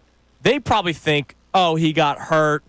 They don't want it to end this way. Yes. No, those tweets were happening before the injury because of how well he was playing. It's outstanding. And then, of course, unfortunately, he got hurt. What do we have on the text line today, Connor, about any of our topics regarding the Philadelphia Eagles? Yeah, so we're going to go back to the start more than everyone calling me a coward, which I appreciate. Has that blown up on the text line? It's happened. Tower Thomas? Good. It's happened. Mike from South Philly checks in, though, and says, and this is a really interesting point that I didn't think of. The Eagles are the best team in the NFL. The defense is legit. And our point-giving up average would be much better because we gave up not only a few garbage time touchdowns, but those Nick Sirianni decision games. You take those out, which aren't necessarily on the defense, you'd have even a better look at the stats. The Falcons should not have had a minute and a half to score a touchdown. Yeah, Nick Sirianni sort of. The Jaguars should not have had all those opportunities to come back and win. It is, and a lot of points were based on turnovers early in the year. So, I mean, look, it happens. But as long as the same people are in charge and the same people are on the field, those same mistakes could happen again. I don't think they will. No, I don't think so either. But, well, Nick Sirianni, I do think. I guarantee you we're going to come in here and say, boy, Nick Sirianni made a really stupid bonehead call in the middle of the game. Well, Connor said this not long ago. It has to happen week 18 when they're already locked up. That'd be fine. Because what he always does is he improves off of the bonehead mistake. Exactly. So, Connor, you're on to something there. He needs to purposely make dumb decisions in week 18 and then just be electric throughout the entire playoffs as a decision maker. That's the way you do it, honestly. Turn it on. Real quick. Turn it on. I mean, like, it's not a switch, right? I mean, look, come on, Nick. Let's just do it right. You got. We'll see what happens. Sucking at the teat in the 6 o'clock hour. Yeah, turning it on in the 7 o'clock hour. Real quick before we turn things over to the 8 o'clock hour where we reset the show and we have today's headlines with Connor Thomas and more. I just saw a report from Joe Cowley, who covers the NBA. Sure. The Chicago Bulls are looking to trade Zach LaVine and Nikola Vucevic. What year is it? Oh my God! Is that an evergreen tweet? It is. It's evergreen. There's 2 evergreen tweets. They're looking to trade, and then at some point they go, they're not looking to trade, and they hope to win something with the duo or trio. What year is it? It just keeps happening. I know that is an evergreen tweet. The NBA, man, and just such a league. It is, and they're wondering. They're doing poorly right now with viewership. Yes, they are. It matters to fans that you have healthy players just saying, I'm not playing. Yeah, there's been a lot of stories recently about the decline in viewership. They're gonna have to do something about it. Plus, though, the NFL putting up Bafo numbers. Right now, people aren't as immersed. The NFL going, wait, what day of the week is Christmas on this year? Oh, we don't care. We're taking it. Doesn't matter. We're taking it. On the table. Every NBA game last year that aired on Christmas. I'm not even close. Did not match one of the highest NFL games. Yeah. Combined. All of them combined. Yeah, I know. It's unbelievable. Did not. All right, 8 o'clock hour ahead. We reset the show. We have today's headlines with Connor Thomas and a whole lot more. Don't forget Amy Fedor for the 9 o'clock hour. Love that. Love that. It's Kincade and Salciunas on a Tuesday morning, 97.5 The Fanatic. Fanatic Sports Update. High praise for the Birds. I'm Connor Thomas, and this update is brought to you by Disney's Moana 2. Traffic is never fun. What is fun? Moana and Maui teaming up for an all-new epic adventure that you can only see on the biggest screen possible. Disney's Moana 2 in theaters everywhere Wednesday. Get your tickets now. The Eagles are getting some high praise locally, nationally, really anywhere that you consume football. They're 9-2. They're in great shape, and they've won 7 straight games. So heading into their final 6 games of the regular season, the conversation has become, well, how good is this team compared to their peers? NFL reporter James Palmer joined the best show ever yesterday to talk about where they rank in the hierarchy of the NFL. They're in that group, and it's a small group this year. I don't think anybody will argue that this is one of the most talented, if not the most talented rosters in football. And I think that group is the Lions, the Bills, and the Eagles right now. Man, top 3 in the NFL is a good spot to be, but the Ravens are not far off that top 3. They won last night on Monday Night Football, 30-23 in LA over the Chargers. They'll be the Eagles' opponent coming up this Sunday, and that game is down in Baltimore, so tough task for the Birds. The Flyers fell to the Golden Knights in a shootout last night after holding a 3-0 lead in the second period. Matvei Michkov added another goal, his 8th of the season. He's currently the odds-on favorite for Rookie of the Year. It's an off night for Philly sports tonight. The Flyers and Sixers are back in action on Wednesday. We'll talk to Jeff McClain of the Inquirer coming up next. Amy Fedor will join us for the entire 9 o'clock hour. I'm Connor Thomas for the home of the 76ers and Flyers, 97.5 The Fanatic and 97.5thefanatic.com. Philly sports tonight. Discussion on the big stories we've been talking about.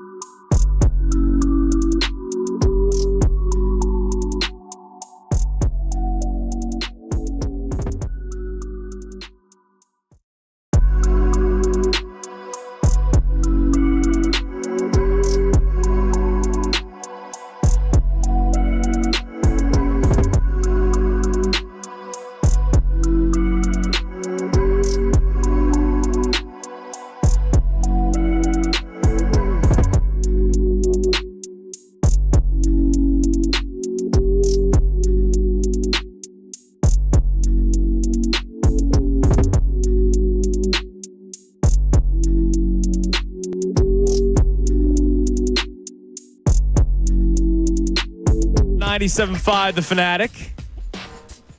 Our man Jeff McClain's going to be joining us tomorrow, just so you guys know. His schedule, because of the L.A. trip, is thrown off. Oh, yes, because things are shifted a little bit. Yes. All right. I think, so I didn't realize this, Connor. Yesterday, I'm driving into work, and, of course, not that we have to remind you guys, we're driving in, before 5 o'clock. And I'm driving over the Walt Whitman Bridge, and I'm looking at Lincoln Financial Field, and I have a big smile on my face, right, ear to ear, because the Eagles just beat up on the Rams the night before. And I'm driving, and I'm going, are they home yet? And then later on the day, John tells us, so their arrival time is going to be, 7:05. And I was like, wait a minute, so they weren't, because of the time difference and everything. Yeah, dude. And they didn't leave L.A. probably 11:06 they departed. So after which 2 was o'clock 2:06 in the morning, our time, they departed at LAX. So obviously everybody's schedule is thrown off a little bit, including the Incredible Beats, because they're sticking around doing all their post-game write-ups. They're probably leaving later than the players, some of them. I mean, Andrew DeCecco literally didn't sleep. He did not sleep. I don't know if you guys caught that. I asked him. He's also a nut. He is a nut. Hopefully to get some rest on the plane. So Jeff McClain will be joining us coming up tomorrow. 9 o'clock hour for the entire hour. We will have Amy Fadul. We have our second opinion segment coming up at 8:30. But to replace Jeff McClain, not that you can do that. At 8:10, we're not going to go through the power rankings on Fox, but there was a write-up on Fox. And it's the prime example of local versus national when it comes to the Eagles, because they are on a 7-game winning streak. And some people are just taking notice. All right. You can text and you can call on 610-632-0975. Our question today, why won't the Eagles have the same collapse as last year, this year? And no, none of us believe they will have a collapse. And we've discussed numerous things. We've talked about leadership qualities. We've talked about the coordinators and how there's adults in the room. We've talked about the talent on this team, more so defensively. But obviously it's better than what it was last year. Upside versus just once you knew it went bad, it went bad. And if you're asking us or wondering why we're asking this question today, this day, 1 year ago, the Eagles beat the Bills in overtime. 10-1. And then it just all went to crap afterward. And the Eagles are getting prepared to face a good Ravens team this week, just like they were getting prepared to face a good 49ers team. And as you said earlier, John, and I love that you said it, if this game goes sideways on Sunday, if this is just a horrible performance, the Eagles have a clunker. They lose 27-13. They have a clunker. Right. I agree with you. It's not going to send them down a spiral like it did last year against the Niners. Taylor Swift, I'll be just shaking it off. Wow. Go shake that off, baby. You're on fire today. No problem. Now, the other thing, it's a chess day. We're trying to talk with our chess today, but Connor Thomas, Coward Thomas, his nickname today, is with our caller, Matt in Drexel Hill yesterday with all the, but what if this. Is this Ali or Ali in Boston? Let's try. I think Ali. Ali. Ali, what's up, Ali? What's How up, you doing, Ali? brother? Hey, what's up, brother? So, just to answer the question really quickly, I don't think the Eagles will collapse like we did last year, like you guys said, because of the number one defense we have, the new kids that we got on the secondary. Jalen Carter's getting out there. Williams is showing us what he's got. The linebacker we finally got in at the linebacker position. Kobe Dean. Saquon Barkley. Yeah. Exactly, Kobe Dean. Exactly. We got Barkley there. I mean, I know we were 10-1 with DeAndre Swift last year, but Barkley is just such a difference maker with this offense. I sense a butt coming, though. There is a butt coming. So, I'm a little bit behind because I have to rewind to hear you guys. Okay. Well, we appreciate you listening whenever, yeah. Yeah. I have to agree with Connor here. I don't think we should be pumping our chest too high because the Packers are 8-3. The Vikings are 9-2. And I know the Bucs are they're kind of underwater right now, but the remaining schedule is very easy for them. Let me walk it through. Let me walk it through you, though, Ali. Please. Let me walk you through it. Okay. Do you believe that the Commanders are going to run the table? They have an easy. Do you think they're going to run the table? And one of those games is the Eagles, by the way. That is true. I don't think they'll run the table. Okay. No. Do you think that the Seattle Seahawks or the Atlanta Falcons are going to run the table? Early in the season, I would say yes to the Falcons, but as of right now, no. No. Okay. So then the Vikings and the Packers you don't have to worry about for the 2 seed. And that was where the conversation came from. The Eagles are a 3-foot putt to the 2 seed. They're not blowing the 2 seed. Yeah, and again, and that's just where we're at for context. Because if the Lions win the division, those are wild card right. teams. Those they teams are guaranteed to be the wild card. So and right now you'd be ahead of them. We'd like to see the Lions lose a few. Yeah. Oh yeah, absolutely. So I mean, I think that I understand what you're saying about if people are talking about the Eagles are definitely winning the Super Bowl. And thanks, Ali. I'm with you, Ali. But if you're talking about the 2 seed. You can make the argument yourself. You just did it in your head. They're not blowing the 2 seed. It's 2 seed or 1 seed.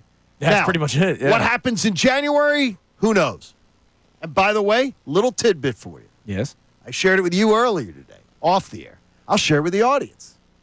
My call is this, from what my little birdies are whispering. If the Birds were to be the 2 seed, they would play Saturday at 1 o'clock. On Fox in the wild card weekend. I like the Birdies. A Saturday 1 o'clock game. You get the 2-7 game out of the way. You play at 1 o'clock on a Saturday, and then all the other postseason games come after you. I would love that setup, and that is currently what we're staring at. He's the bald guy from Game of Thrones without the Johnson. Yeah. I don't know that reference, but my wife and daughter would. Lord Varys. He doesn't have a Johnson. He doesn't have a Johnson? No. How's his voice? Come here. I mean, like. Why don't we move on? Yes, exactly. Time now for today's headlines with Connor Thomas. Today's headlines with Connor Thomas. Hi, Connor. Hi, How Connor. you doing? Good to have you on the show. No, it's the other gadgets that do that. Oh, okay. Come on, man. All right, let's get into this. So this Know is an your body, interesting John. one. Last night, the Flyers, they ended up losing in a shootout, but they did have a nice performance against the Knights, scoring 4 goals against that team, pretty solid. And Michkov added another one. Here's what it sounded like right here on these airwaves. Here's Michkov again behind the goal line. Bandit out in front. Cross can't find it. Now Michkov does. He scores! Matvey Michkov! His 8th goal of the year. It comes back to him in front, and he makes no mistake for a 4-2 Flyers lead. John, it's a shame how his career's been derailed ever since the benching. That damn John Tortorella. I swear to you, he's a problem, man. He's holding back this Matvey Michkov, who, by the way, is like the now odds-on favorite for Rookie of the Year. That Tortorella, he's just going to screw up this kid. Shame, man. He's going to ruin him. That's the question. The odds-on Rookie of the Year, you hit it on the head, John. I need you guys to rank these in order of most probable to least probable. Jared McCain, Rookie of the Year, also the odds-on favorite right now. Michkov, Rookie of the Year. Quinyon Mitchell, Defensive Rookie of the Year. Saquon, MVP. Mitchell, least likely. Yes. Because they don't see... People that vote don't see interceptions. They're looking for sexy numbers. And they'll go, he hasn't turned the football over, so it can't be him, which is ridiculous. And it goes back to my Joe Burrow point. If guys actually vote for legitimate MVP, like if Joe Burrow didn't play for the Bengals, they would not have a win this year, right? Yeah, no, they'd be the first pick in the draft. Like they would stink. So he should win MVP. He's not going to, so don't even bother putting money down on that one. So Mitchell last. What was it? Saquon MVP, Michkov Rookie of the Year, Jared McCain Rookie of the Year. Michkov 1. Yeah. McCain 2, Saquon 3. I'll tell you right now, McCain has better odds than Michkov if you go ahead and check it out on both sports books. But I don't disagree with your guys' assessment. The only thing with McCain, once, if I should say, Embiid and Paul George, his impact is going to be far less. It's a big if, right? It is. Dude, honestly, you're right. Exactly. It is a big if at this point. You're right. But yeah, Michkov 1, Mitchell 4, and then you can debate 2 and 3. And if you look at what John Tortorella, and there's some people now, no agendas here, that have things against John Tortorella. I would just say to you this. He can make chicken salad out of as well as any coach in the NHL, period. And he always has. It's just a shame that his career's been derailed. It's a shame that he's ruining this kid, Michkov. He was benched, and it's all gone downhill. He benched him. He's ruining him. I think he'll be just fine. He's going to lose that locker room. The 0.01% of Michkov's entire career, the 2 games that he got benched for. That's a shame. I think he'll be just fine. I spoke with a Flyers person the other day, on Saturday. The idea of, losing the locker room. Because Torts doesn't win popularity contests, but he's not losing anything in the locker room. What else we got, Connor? Nobody in the world on the planet loves football more than the Harball brothers. I'm convinced. Andrew Pacheco's pretty high up there. I'll tell you what, I don't know if he'd say this. This is what we got from the Harball Bowl last night. A great, great quote. Coach, you told us no one has a better brother than you. What are you feeling as you prepare to coach against your best friend? I love my brother, and I'd lay down my life for my brother, but I would not let him win a football game. Now, you see, I would not lay down my life for my brother, Doc. I love him, but he's older, so he can go first, and I'll make sure he gets eulogized very well. I love my brother. Now, as the great officer as he is, he probably laid down for you. There's nothing, yes, as a member, a man who protected people. Yeah, so he probably do it. I would say, though, that I love my brother, but there's nothing better than beating my brother. Yeah, like Jim Harball, who you heard there talking about matching up with his brother John, Chargers, Ravens last night, Monday Night Football. I think that's spot on for what like a brother relationship is when it comes to sports. You and your brother are hyper competitive. Yeah, absolutely. I love my brother. And you love your brother. I feel that same exact way about him. He's not beating me in anything. Screw that. You love to beat your brother. Damn right, man. Like it's you want to, we play golf. You do it. You want to beat your brother. I don't have an older brother or a younger brother, but it's the same way with me with my best friends. Like, I would do anything for him, but the second I play basketball with it, you see me. I think I want to win every single time. I have an uncanny ability, by the way, of not knowing people's family histories and being able to identify guys who don't have brothers. Do I look like a guy that doesn't have a brother? No, but some things. By the way, Doc does, as my buddy Mark says, has 2 holes in one, which I don't have, so I hate that about him. But the idea is that I think guys who don't have brothers sometimes are a little wimpier than guys who do. What you saying? Because they weren't getting in fistfights in the living room or getting punched constantly or thrown into the Johnson's yard into the sticker bushes. So what you saying about me? I think you guys can settle this one off We'll air. settle this off air. Why don't we round out? I can show you how much a wimp I really am, Johnny. Why don't we round out with what this else we instead? got? It's the chest Philadelphia day. Eagles, 1 year ago today, it was the beginning of the end of the 2023 season. So our question today, why won't the Eagles have the same collapse this year? Coaching. Oh, yeah. Coaching. See, now, you know what's funny? Just Has that come up today? It has. Yeah, but hardly. Yeah, that hasn't been as prominent. We and I'm talked shocked. about the adults in the room. Yeah, I think it's just such that, like last year, that was always my number one issue with the team, was the coaching staff didn't know what they were doing. And credit goes to the organization for bringing in the guys that you needed to in those roles with Kellen Moore and Vic Fangio. And Nick Sirianni deserves credit too. I am not going to cut him out of this conversation because he is a big part of the equation, whether some people want to give him credit or not. And I'm anti-Sirianni for a lot of things. But this coaching staff has been exceptional this year, and they deserve as much, if not more, credit than the guys on the field. Did you guys hear the latest rendition of Sirianni Love yesterday? Yes, sir. I think did. that there was added lyrics to it. Bill had a ghostwriter send some lyrics over. I think what's great, too, is Bill's lovely daughter, who turned 10 the other day. Happy birthday. Same birthday as my wife. She's like now going around the house singing Sirianni Love. Gotta love that, man. That's you're raising her right. Look, it's got to hit number 1 on the charts. Well, she's related to the man too, though. It's going to hit number 1 on the charts soon, She's man. a Colorulo, so she's related to the Sirianni somewhere down there. Yeah, exactly. Hold on. Where do we stand on the statue, though? Because there was a caller-ish who called in that wanted a statue for Bill. I'm anti the statue. Yeah, I'm pro-song. Bill hasn't been here long enough for a statue. The guy he works with. How about Bill Colorulo bobblehead day? Yes, I'm in for Bill that. Colorulo could get a bobblehead. Look, We'll do the bald version, though. The man version. who is most prominent in building this station works with Bill. If anyone was going to get the a statue out front, it would be Mikey Miss. So I mean that would be it. So statues would begin and end. Bill Colorulo bobblehead day. I think we can do it bobblehead day's great for Colorulo, and it could sit on a fence. Yes. You could have the bobblehead sitting on a fence, BNC fencing, but man. straddling it. So he can just have it both ways. It's amazing. All right, before we get back to our texts and our calls, so Fox did their power rankings yesterday. We don't believe in these power rankings. We believe in the NFL.com power rankings. Which are the most... Yeah, the least biased of the power rankings. With all due respect to Fox, well, not really, because Fox has literally built a station of screaming head shows recently. But with all due respect to David Hellman, who is the guy that does the right. Great mayonnaise, too. Yeah, that's good work. Great mayonnaise. So... just to let you guys know, he does have the Eagles at number 3, but that's not the point of me bringing this up. The point of me bringing this up is what he wrote. They do the blurbs. Does he have Lions Chiefs, by the way? just to make sure? Bills 2, Lions 1. Chiefs behind the Eagles. Wow. Okay. That's bold and beautiful. Here's what he wrote on the power rankings for the Eagles. And this is a prime example of the national reporter just catching on. Okay. The Birds have had sneaky good vibes for 5 or 6 weeks now. How about 7? Because they've won 7 in a row. Yeah. But demolishing the Rams on national TV announced it to the entire league. There just aren't many teams that can deal with the amount of talent on this roster. So I love that final sentence, but it's like, welcome to the party, pal. Like, yeah, but here's where he might be right, and we may have been incorrect to point it out.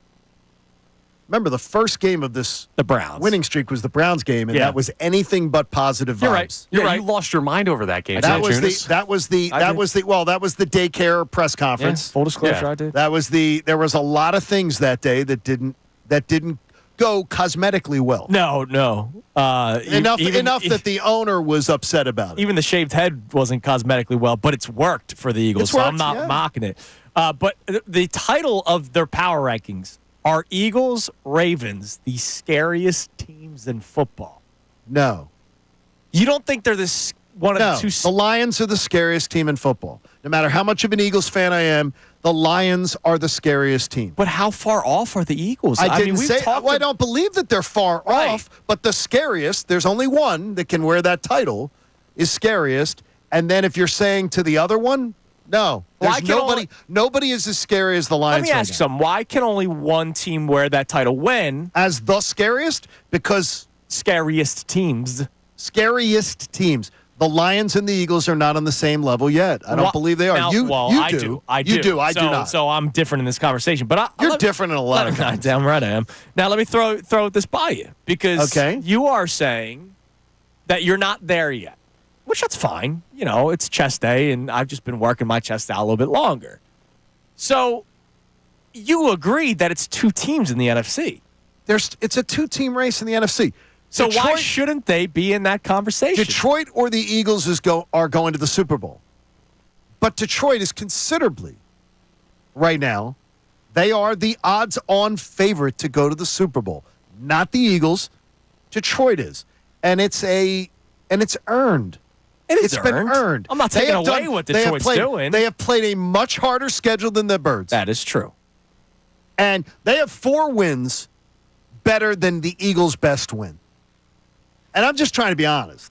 I love what the Birds are doing, and I have great faith that this is going to be a run into the NFC title game. Yeah. But Detroit has 4 wins better than the Birds have of their best win.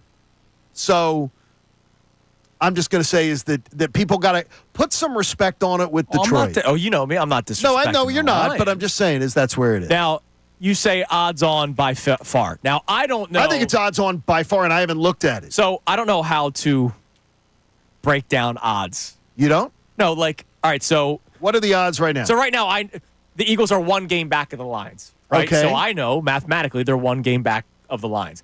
How do you analyze? The Lions are plus 300 to win the Super Bowl. The Eagles are plus 650. It's double. That's double. Okay. The Eagles are. You have to put. So plus. What is it? Plus what? Plus 650 for the Eagles. Plus 300 for the Lions. Okay. Plus 300. So to win 100, you put $100 down. You're going to win 300. Yeah. If the Lions go to win the Super Bowl. Okay. So that's you're looking at. You put 100 down on the Eagles. You're going to win 650. They are much more believing that the Lions will win. That's fair. And that is a considerable difference. All right. That's double. That's a good way to look at it. Yeah. All right. Let's go to our man Graf in media. Speaking of coaching. What's up, Graf? Graf's got some things about Nicky Sirianni. I said I'd have to eat some crow, but, he's finally driving the Ferrari like he's Ricky Bobby with a cougar in the back, Yes. It's nice dude, it's probably the best. You know what the most exciting thing about it is I love Saquon and I love watching, oh my God, who's the offensive line coach? Stoutland? Please help me. Jeff Stout. Jeff Stoutland.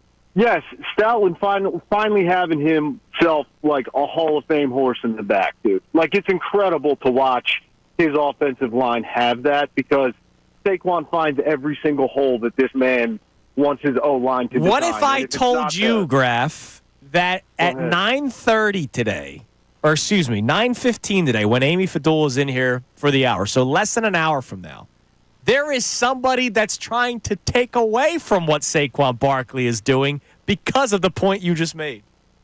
That's the dumbest thing I've ever heard in my life, dude. Stay tuned. You'll hear some more. Okay. Yeah. And it's a name that was on this station. What? That had the Eagles going 9-8 this year. Oh, that's good. And you're supposed to call that man to see where he's at. I can't get down with that, man, because what are we talking about here? Miles Sanders was behind the same O-line. Uh-huh. You had a Hall of Fame center. And you had probably a better O-line in the previous years. But anyway, the other thing, too, guys, is the most exciting thing to me. When you think about this defense and you say to yourself, who are the best players on the defense right now? I'm thinking like Jalen Carter, Quinyon Mitchell, Hooper DeJean. All these guys are sophomores or rookies. Oh, yeah, this is a window. As John has said multiple times, and Graf, great hearing from you, brother. I always appreciate it. You've talked about how the window is now I think it's wide open. It's huge. I mean, it is a gigantic bay window from Window Nation. Check out windownation.com. And doors. And doors, too. You have a big door. Big fan of my door. Yours is beautiful. Does it make the whoosh sound? It does make the whoosh sound. Awesome. It's a great sound. So at 9:15, Will Brinson, our buddy Will. Well, I am texting him right as we speak about getting him on later this week. Is trying to take away what Saquon Barkley's doing. Kind of. I'll explain more coming up, not to be totally unfair. We'll do that at 9:15. But coming up next, our second opinion segment. We talked so much about Saquon Barkley yesterday, rightfully so. There are some things that we probably didn't talk about yet. And that's why we do the second opinion segment at 8:30 on a Tuesday. It's Kincade and Salciunas, 97.5 The Fanatic. Fanatic Sports Update. A big matchup of the birds. I'm Connor Thomas, and this update is brought to you by Disney's Moana 2.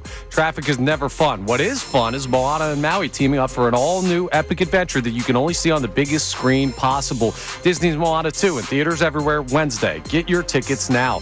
The Eagles are set for a big matchup to put their 7-game win streak on the line. Now, we'll get to that, but 9-2 the record. They are in some good company in the NFL. Now, the Ravens are as well. And last night, you saw them take down the Chargers on primetime as well. 30-23 victory. The same stadium as the Eagles win. A primetime game. There's a lot of similarities between where these teams are right now, and they'll play each other this coming Sunday. But NFL reporter James Palmer joined the best show ever yesterday to talk about where the Eagles rank in the hierarchy of the NFL, and it's higher praise than what he has for the Ravens. They're in that group, and it's a small group this year. I don't think anybody will argue that this is one of the most talented, if not the most talented rosters in football. And I think that group is the Lions, the Bills, and the Eagles right now. I didn't hear Baltimore's name in there, but that doesn't mean the Ravens aren't a good football team. That'll be a big matchup for the Birds this coming Sunday. The Flyers fell to the Golden Knights in a shootout last night after holding a 3-0 lead in the second period, but Matvei Michkov did add another goal, his 8th of the season. It's an off night for Philly sports tonight. The Flyers and Sixers are back in action on Wednesday. We'll talk to Amy Fadul for the entire 9 o'clock hour. I'm Connor Thomas for the home of the 76ers and Flyers, 97.5 The Fanatic and 97.5thefanatic.com. Now is the time to become a Fanatic MVP.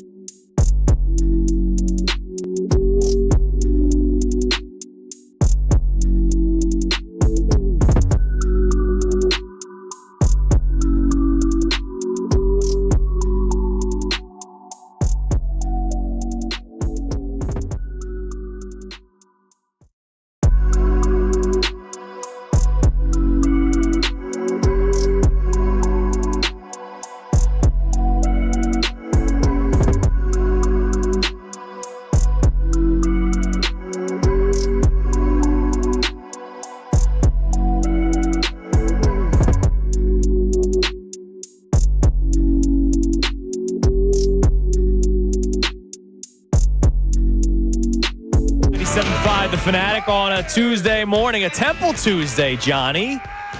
We have not done this yet. We have 5 family 4-packs of Temple football tickets to give away for the game on the 30th this weekend against North Texas. I unfortunately would not be in attendance. My wife does not want to spend our 5-year anniversary at the Temple North Texas showdown. Big fan. Fifth anniversary? Yeah. That's a nice number. Yeah, nice number, but she does not want to spend it Temple versus North Texas. So that's why we have 5 pairs of 5 4-packs to give away. Let's give away 2 right now. Callers 1 and 2 to the contest line, 215-263-0975. You will win a 4-pack, a family 4-pack. Nice thing to do with the family on the Saturday after Thanksgiving. Everybody wants to just kind of relax. Yes. Go to a Temple football game. Temple battles North Texas in the season finale this Saturday at noon at Lincoln Financial Field. Kids tickets on game day as low as $10. Visit alstix.com or get them for free right now. Callers 1 and 2 to the contest line, 215-263-0975. By the way, I saw projections for Temple basketball. Yes. Ray Dunn doing a nice job with both the men and women's stuff this year. That 19 wins, 20 wins. Yeah. So that's good. Makes me excited. I believe they will be in the tournament. You and I had that conversation with Amy not that long ago. I believe they will make it to the tournament because their conference is not that good, and they should win that conference tournament. Okay, we do this every single Tuesday following a Sunday game. Obviously, when a game happens, we talk about the biggest storylines from them, and there was no bigger storyline than what Saquon Barkley was able to accomplish on Sunday, breaking the record for a single game with 255 rushing yards. He also had over 40 receiving yards. So he had over 300 yards of total offense on Sunday against the Rams. It was just an incredible game for Saquon Barkley. A.J. Brown had over 100 yards, and we know how well the defense played. But sometimes we miss some things because we're talking about the top storyline. So that's why we do our second opinion segment. Brought to us by who, Johnny? The best. The consultants in medical oncology and hematology. They're the best. They gave me my life back. All right, Connor, hit it.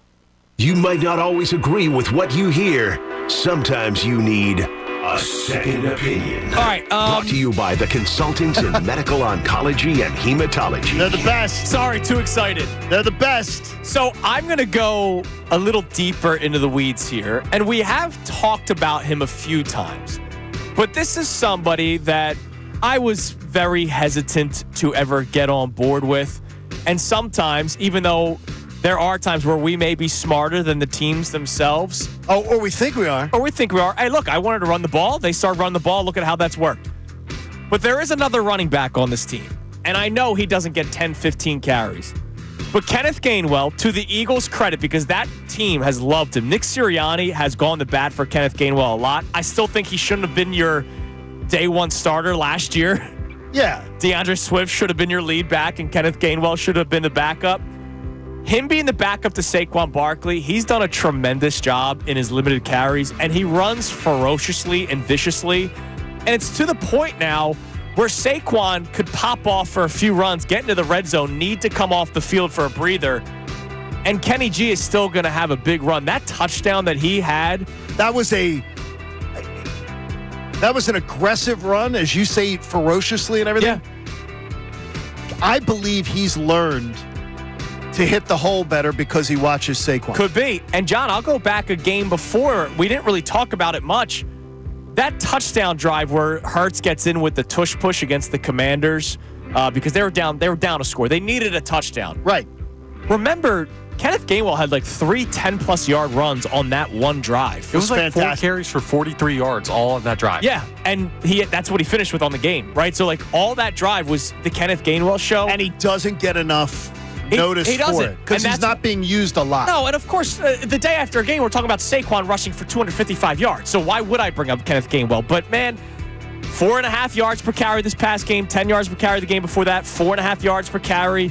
He's had games of 4+ yards per carry in every single contest except for 2, the Bengals and Jaguars game. So as a backup running back to Saquon Barkley, since the bye week, every game but 2, he's done a pretty good job. Oh, I think he's done a very good job. So I wanted to show him some love today during the second opinion segment. That's a great one. My second opinion is on this, is that, and it is it's a concern looking ahead to this week's game. watching the 15-minute game yesterday in a condensed version, the Eagles' tackling in the run game was the most poor that I've seen it this season since the bye week. Okay. There was early on. There was really bad tackling in the run game. Even into the second half, there were a few that were sort of like the Olay tackle. Yeah. Yards after contact seemed more prominent. This week, patience and also superior tackling is going to be top of mind. Well, there was one big one, dude. And this is not me taking a shot at your boy, because I know you guys love Reed. Right. That play where he hurt Slay, where they both had to leave for a few plays, and then they came back. That was on him. Dude. That was absolutely on him. Kyron Williams is in front of him, and he just ducked his head to lead with his head. And Kyron Williams was like, all right, let me just quickly shift over. And that caused... And it hurt his teammate. Now, it hurt his teammate. It was because he hit him below the belt, and that's why Slay had to leave. It's not the concussion wasn't because of Reed Blankenship. But to your point about the poor tackling early on, yeah, that happened. It worries me looking ahead to not only the running back this week, Derrick Henry, but the quarterback. Yes. Who is arguably the best they faced. Yep. All right. Fair point. Connor, what do we got? We have a Toy Story situation going on with the Philadelphia Eagles. What, are we having another sequel? No, I hope not. I think they actually are. Don't say I hope Another not. sequel? No, they need to bounce back after 4. 4 was disappointing. It's like Despicable Me. They didn't need this many sequels. It's not actually Toy Story. Watching, brother. But if it was, it'd be the original. Saquon Barkley is Buzz Lightyear. And we have a Woody here that has been forgotten about. Dude. We're talking about the character. We got a Woody. Be a damn adult. No, AJ. I got teats and Woodies. AJ Brown is still so damn good. Yes. And this year, because Saquon Barkley is the shiny new toy and having the year that he's having, AJ Brown has not gotten the respect he probably deserves for the year that he's putting together. Yeah, he's going to finish with 1,000 yards receiving again. He's a monster. He went over 100. He had a big touchdown for the Birds on Sunday night, and he just does it week in and week out. They are undefeated with A.J. Brown on the field this year, and I don't think it's a bad thing that we're giving Saquon Barkley as much love as we are. You know what's amazing? He has 727 yards this year. Yeah. On just 39 receptions. Yeah. He's averaging 18.6 yards per reception. He is not. See what I'm saying? 18.6 yards per reception. And that's the best of his Eagle career. Best of his Eagle career, second best of his entire career. His rookie year at the Titans, he averaged 20.2 yards per reception. That's because no one knew what they were facing in defending. Yeah. Now everybody focuses their entire plan on A.J. Brown. And think about it, this past game, he averaged 18.2 in that game because... And that was in a game where there was no Devontae Smith, so they had to shade coverage toward him. Connor, that's a really good one. Listen, you've redeemed yourself after the 7 o'clock hour. Hey, and forget about Woody. Don't forget what we talked about before the season started. A.J. Brown could go down, and you said he's already should be. I think he could go down as the greatest Eagle. Which is crazy. But is he crazy? No, it's not.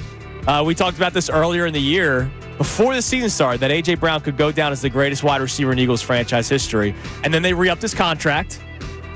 And so he's going to be on pace for breaking Harold Carmichael's receiving record. He'll be the greatest, barring injury, he'll be the greatest at his position that we've ever seen. And then you ascend all the other possessions and you start to look and you go, wow. Yeah. Yeah. But we can still give love to Saquon Barkley. We do. Yes, I love it, though. To infinity and Saquon. I love it. Damn right, man. Did you just do that? Yeah, I just thought about it. It's a shame that AJ has you didn't missed. like that one? That was good. It's a shame that AJ's missed time this year. It is. Because he'd be at 1,000 yards already. Yeah, he'd be strolling. He's at 727 yards through 8 games. What is troubling to me, and only, again, mildly troubling, is Devontae Smith the beaten up, and when Devontae Smith has not been beaten up, I think there's been a little lack of production out of Devontae Smith. Well, because you also have to produce AJ and Saquon. I understand. And Goddard. I'm glad to have him. And Hurts' tush pushes. I'm glad to have him. You need all those things, Johnny. All right, that's our second opinion segment brought to us by who, Johnny? Tell us a little bit more about CMOH.org. They are the best. The consultants in medical oncology and hematology. I promise you, if you give them a chance to lead you through your cancer journey, you will not be unhappy. They will take you by the hand and do everything for you. These people are the best. Love them all. Speak off of experience. Yeah, I can. That's an endorsement that you can really speak to. Yes, that is absolutely true. Yes. I'm here today to do the show because of those people. Yeah, those are good people out there. All right, coming up next, we hear from you. We checked the text line. We've been busy today. You can text in and call in 610-632-0975. How many other cowards are out there? We started getting some text messages that are in agreement with coward Connor Thomas over there. And it's just a shame. It's a chest day on Kincade and Salciunas. And don't forget Amy Fadul for the entire 9 o'clock hour. And I told you, 9:15, our buddy Will Brinson, I'll read a blurb from one of his articles, almost taking away from what Saquon Barkley has accomplished this year. It's Kincade and Salciunas, 97.5 The Fanatic. Now, a Birds Insider update on 97.5 The Fanatic and 97.5thefanatic.com.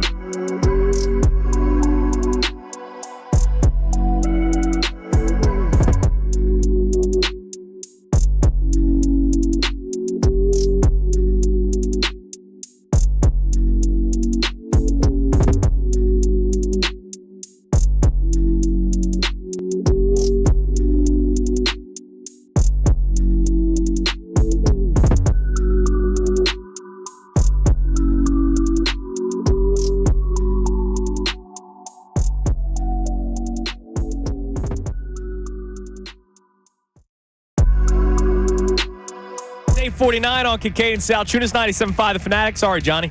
We were back on the air. I like that. We were chit-chatting, and then all of a sudden the music's playing, so I had to just kind of halt the conversation. You guys don't get enough chit-chat in the 4 hours long? No. See, this is why it's nice to actually enjoy the person that you work with, because then you keep on talking during the commercial break. I hope to experience that one day. Yeah, that would be cool for you, Connor. Let's give out another 4-pack, another family 4-pack Connor's of rebounding Temple off tickets. of his poor performance early. Well, Howard Thomas needs to find ways to step up today. Another 4-pack to the Saturday game, Temple, North Texas, at Lincoln Financial Fields. Kids tickets on game day are as low as $10. Visit alstix.com. We have 5 of these to give away. Let's give away the third one, 215-263-0975. First call. You know what? First 2 callers, we'll give away 4-packs 3 and 4. 215-263-0975. You want Temple football tickets? You got them. 215-263-0975. What do we have on the text line, Connor? As we prepare for Amy Fadul for her to join us the entire 9 o'clock hour on a chest day Tuesday, and on a day where we are trying to figure out what would keep the Eagles from collapsing like they did last year. And again, none of us believe they're collapsing just before somebody freaks out. Yeah, we haven't had a single text of anyone with a valid reason for why last year would happen again. Like, everyone's seems to be on the same page with that. But there are people who think you guys are going a little bit too far. We have a text here, no name on this one, but they say, were the Titans supposed to win this past weekend? How about the Cowboys? Any given Sunday. Andrew, this is the National Football League, and any given Sunday or Monday. I knew that was going to be said in the text. Get to it first. Let me Not get your to it. text. And any given Sunday or Monday or Thursday, any team can win. If you're locking up seeds and divisions now, you didn't learn anything from the football you've seen in the past. All right, well, here's what I would say to that person again. So that person is trying to convince you that the Commanders, Falcons, or Seahawks are going to run the table. Yes. Their premise has to be one of them is running the table and the Eagles are going to blow up. It doesn't have to be yes, that it premise. has. Math-wise, it has to be. Honestly, Connor. math-wise, they pretty much have the 2 seed locked up. 12 is the 2 seed. You get to 12, you're the 2 seed. Exactly. So the premise is the Commanders, Falcons, or Seahawks have to win out. No, John. Yes. The premise is that strange things happen all the time. No, Connor. The premise is there's no negotiating this premise. 12 is the number for the Eagles. The Eagles have 12 wins right now? They would have to. No, 12 is the number for the Birds. But you would have to be, for 12 to be the number, the Commanders, Falcons, or Seahawks would have to run the table. Okay, yes. They're not running the table. So right there is not happening, which, by the way, everybody that I've asked the question to today has agreed. Well, that's not happening. Yep. That's not happening. So it's not like you're just an any given Sunday rule.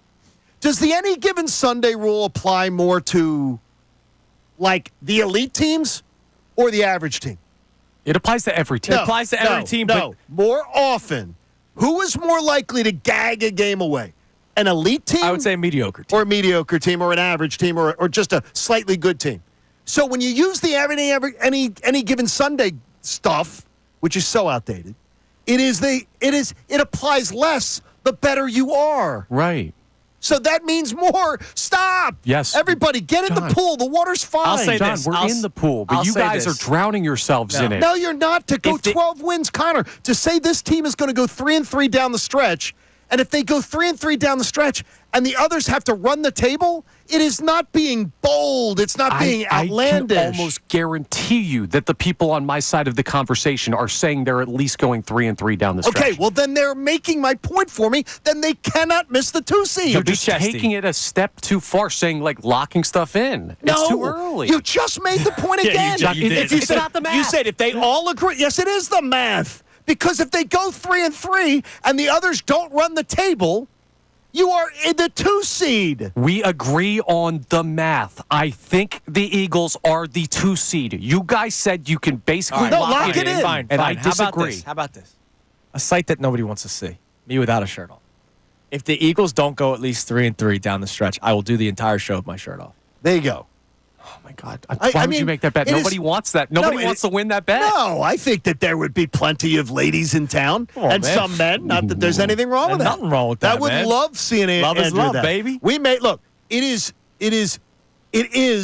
where you the basic premise is, Connor. It is the math. It is the math. If you think the Eagles are going 3-3 at minimum, then the other teams must run the table. It's simple math, and if you're scared of that, you don't believe in the Eagles team. Hey, John, can I have a high five? I only high five people who aren't cowards. There you go, baby. I'll find someone logical to high five because you guys are driving me insane. I'm giving you like the easiest logic in the world. Hopefully, Amy Fadul can get a high five from me. We'll find out from her. She can. She's logical. She joins us the entire 9 o'clock hour as she does most Tuesdays. And coming up around 9:10, how can you find a way to take away from what Saquon Barkley is doing? Somebody tried. It's Kincade Salciunas, 97.5, The Fanatic. Fanatic Sports Update. The Birds are on a roll.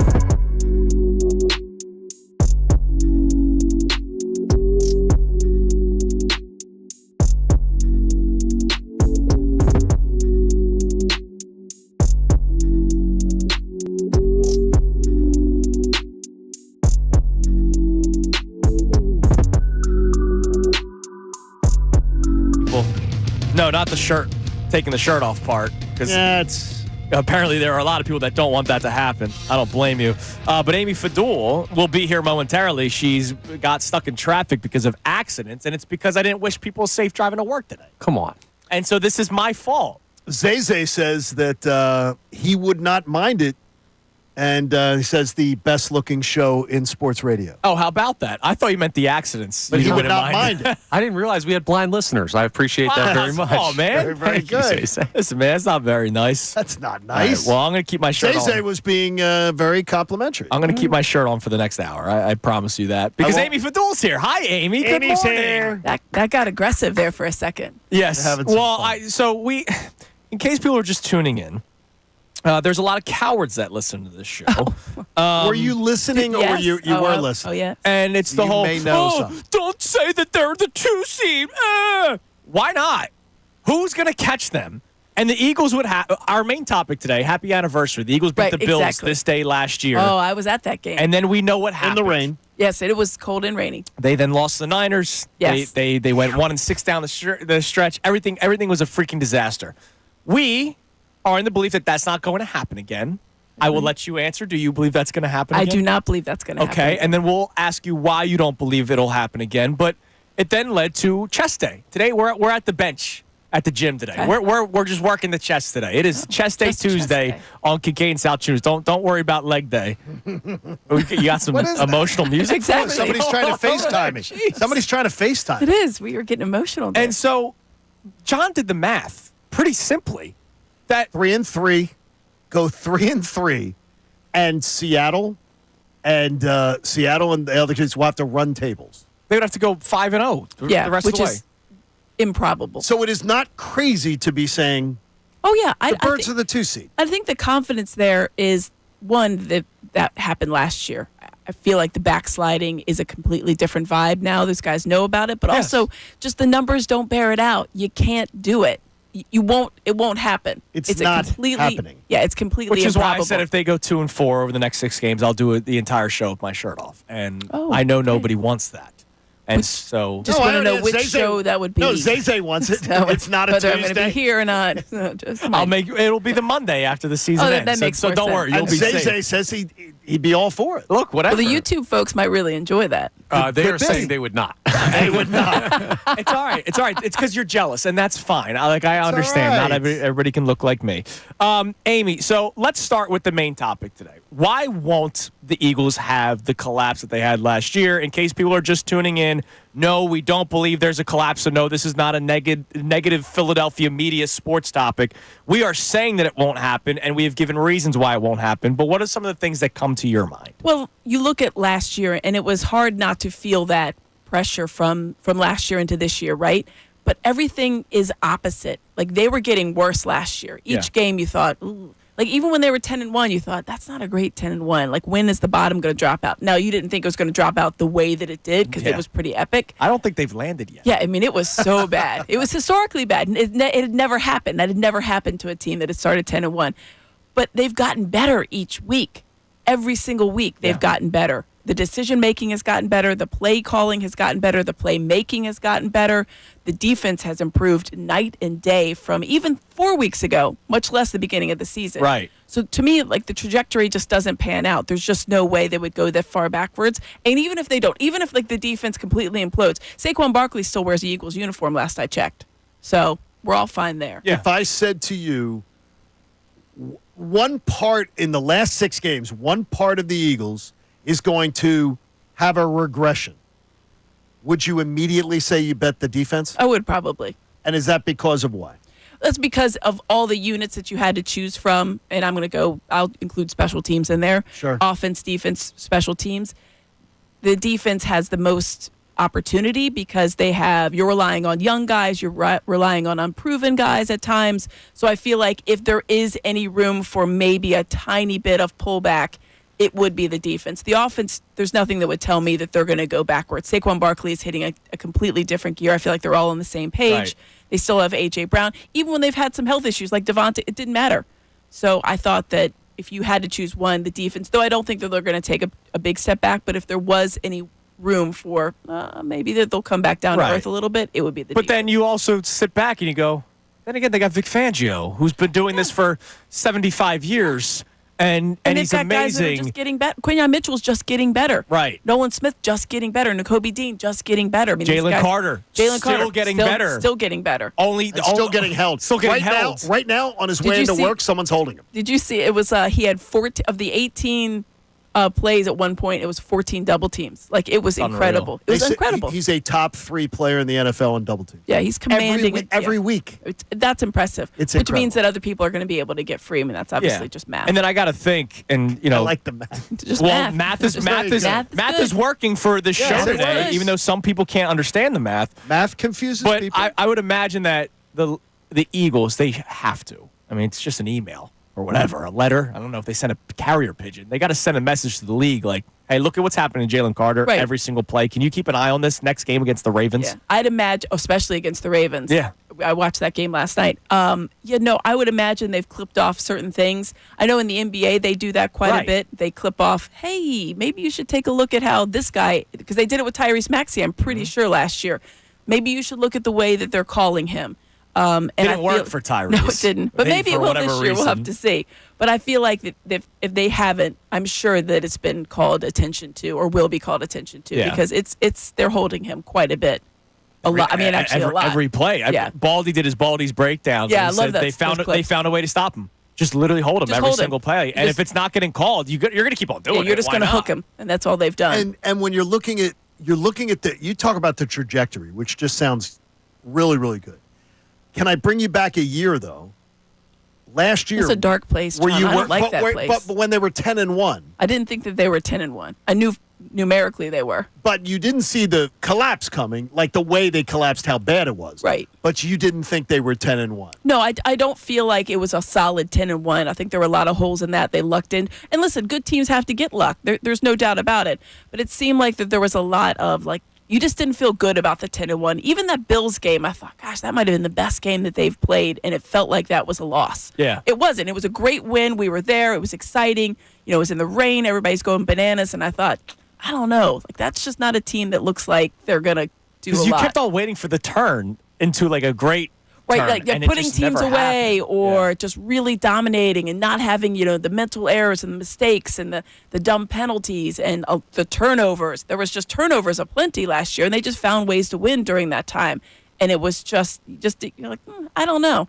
This team was going to get bitten, you thought. I didn't think they would collapse in the way they did. Right. But I thought, well, this was going to be an early. They wouldn't make the Super Bowl. Is kind of what I was thinking at the time. Like, oh, maybe they'll just lose in the NFC title game. Now the reason why today is chess day. I want to play a call for you that we had yesterday. His name's Matt from Drexel Hill, and I want people to chime in on this at 610-632-0975. You can text and you can call in, and we'll get to the text line coming up in a little bit.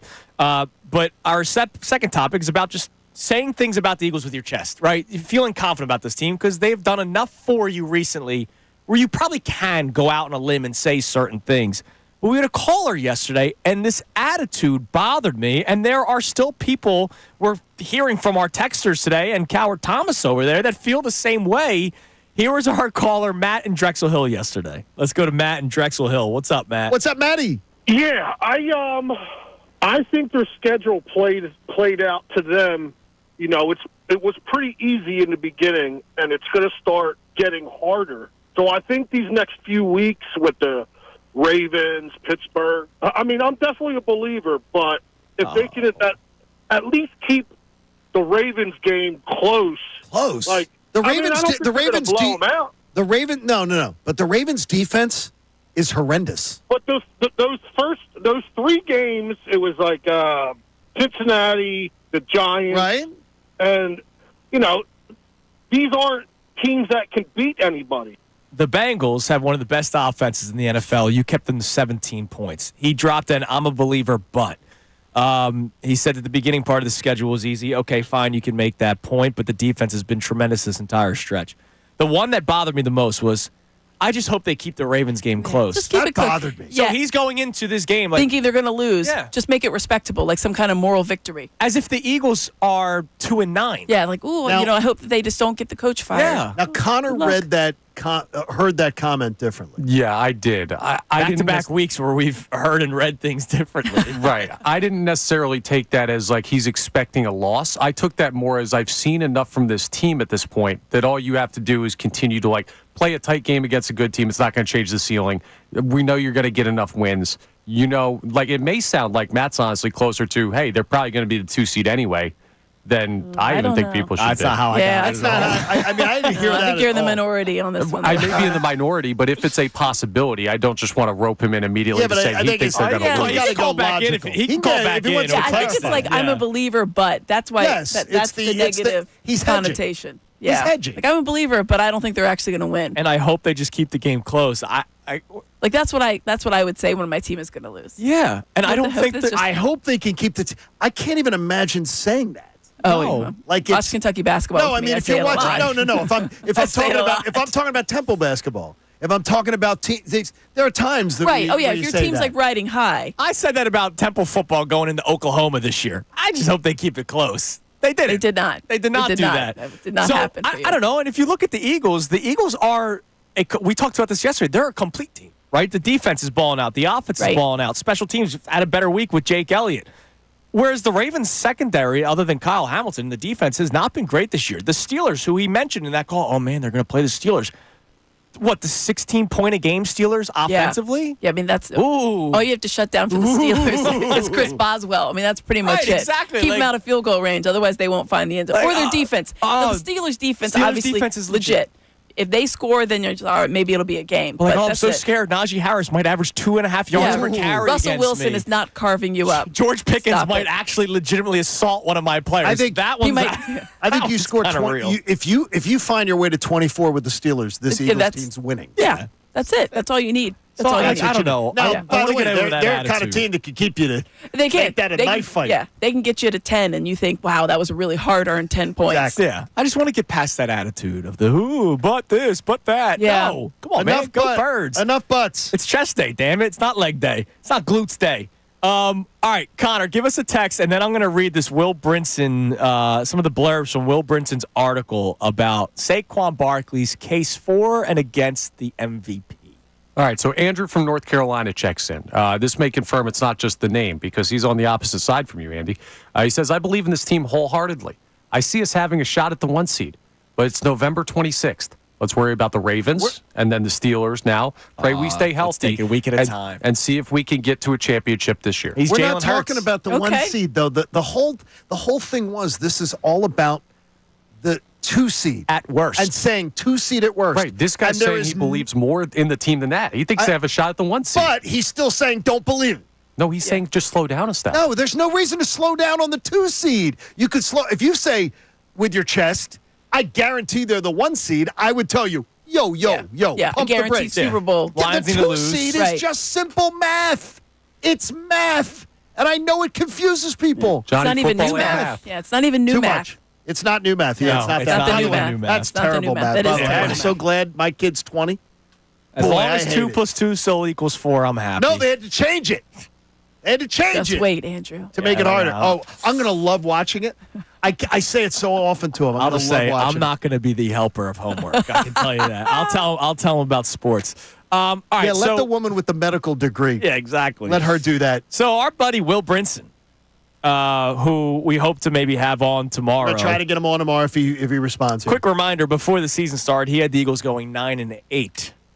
So there's still a chance. That is prediction. God, I hope not. there's still a chance for all you naysayers out there. Good Lord. You worry warts. There is still a chance that they could get Will Brinson's 9-8 prediction. You guys talked him up to 10-7. I remember I was driving home from the Oh no, shore. yeah, I tried to get him to 10. Yeah, but he still kept to the 9-8. He did.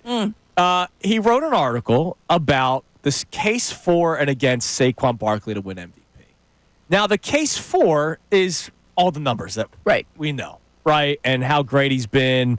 And he's mentioned running backs that have won the MVP in the past. But unfortunately, there's still the idea that it is a quarterback's award. And look, we see it year in and year out.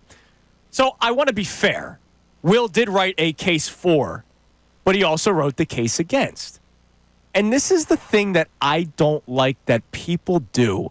And this is shame on also guys like Chris Sims in the past for Jalen Hurts. Well, Jalen Hurts is only good because he's got A.J. Brown, Devontae Smith, and all those players.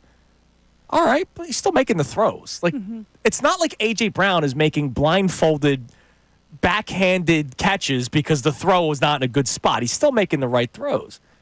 So he writes the case against, and he talks about the offensive line.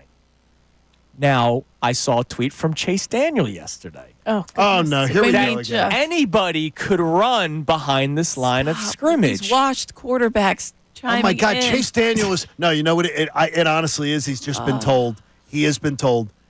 For the first time in his life? The way you're going to get ahead, say bold things and make sure you're Get ahead. trending. This guy was a backup quarterback until like 2 years ago. He's made more money sitting down with a clipboard than all of us would ever dream of doing. So here's a paragraph. Barkley's been awesome.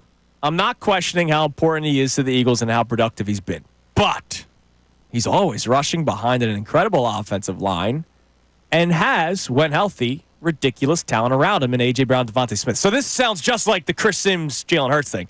When Smith and Brown weren't on the field against Tampa, Barkley managed just 84 yards on 10 carries. We're acting like 8.4 yards per carry is nothing. They were behind that whole game, so they had to go ahead and pass. Stop. What are you doing? His two other, quote, bad games. He's not going to come on the show now. During blowouts I can't wait to of have the him on, Cowboys too. and Giants, in which he headed to the bench early because the Eagles didn't need him. So now you're hedging because they were good. That's just stuff like that is infuriating. Why do we have to take away from someone because other things are good? So people take away from Jalen Hurts because of the talent that he has around him.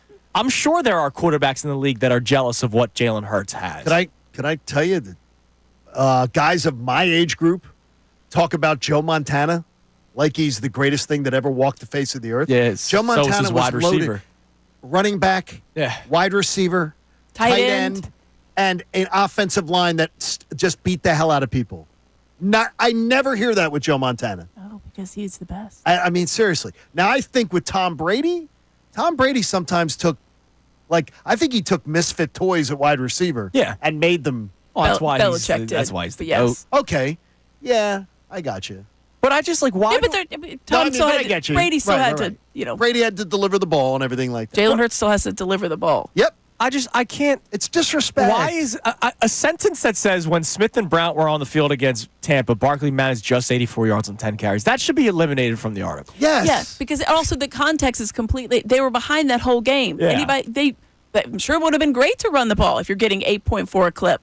But they were behind the whole game. And if we speak to Will tomorrow, which I hope we do, I'll also question him on this. But he's also rushing behind an incredible offensive line. Well, that's true. And who was Has out? Lane Johnson played every game this year?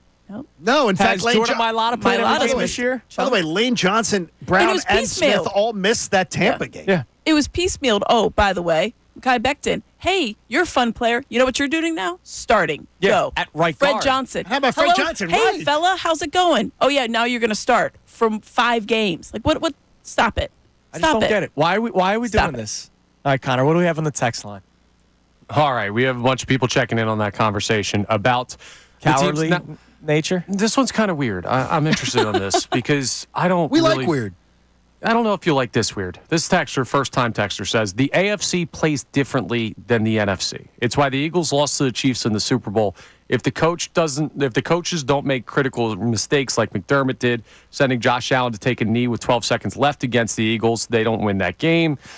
So the Ravens are stout up front. Oh, the last year? They're just looking at, I think the whole thought of this text message is when you match up against the Ravens and Steelers, the AFC plays a different style of football. No, this isn't Eastern Conference versus Western Conference NBA. The AFC plays a different The Steelers play a different. The Ravens of old probably did, but no, the Ravens defense this year is not good. Wait a minute. I bet Not you a ground and pound. wait a minute. He said the Chiefs and the Eagles in the Super Bowl. And then he said The Eagles, Josh the Allen. Eagles lost the Super Bowl. By the way, I got to take issue with Ray Dunn on this one the other day. He was taking on this. The Eagles lost the Super Bowl.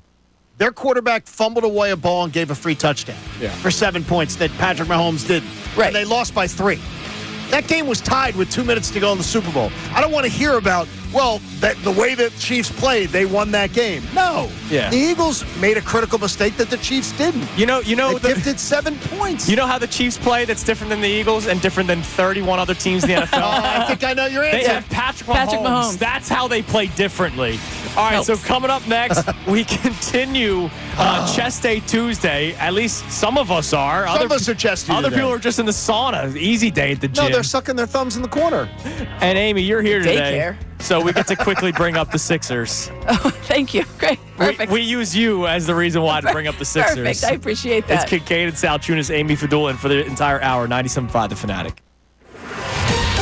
Fanatic Sports Update. The Eagles, the top team. I'm Connor Thomas, and this update's brought to you by Staples Stores. Your local Staples store has hot deals and super low prices throughout the store on everything for your business. Save even more with the Easy Rewards program at Staples. The Eagles, they're sitting pretty at 9-2 as we head into the final 6 games of their regular season schedule. NFL reporter James Palmer joined the best show ever yesterday to talk about where they rank in the hierarchy of the NFL. They're in that group, and it's a small group this year. I don't think anybody will argue that this is one of the most talented, if not the most talented rosters in football. I think that group is the Lions, the Bills, and the Eagles right now.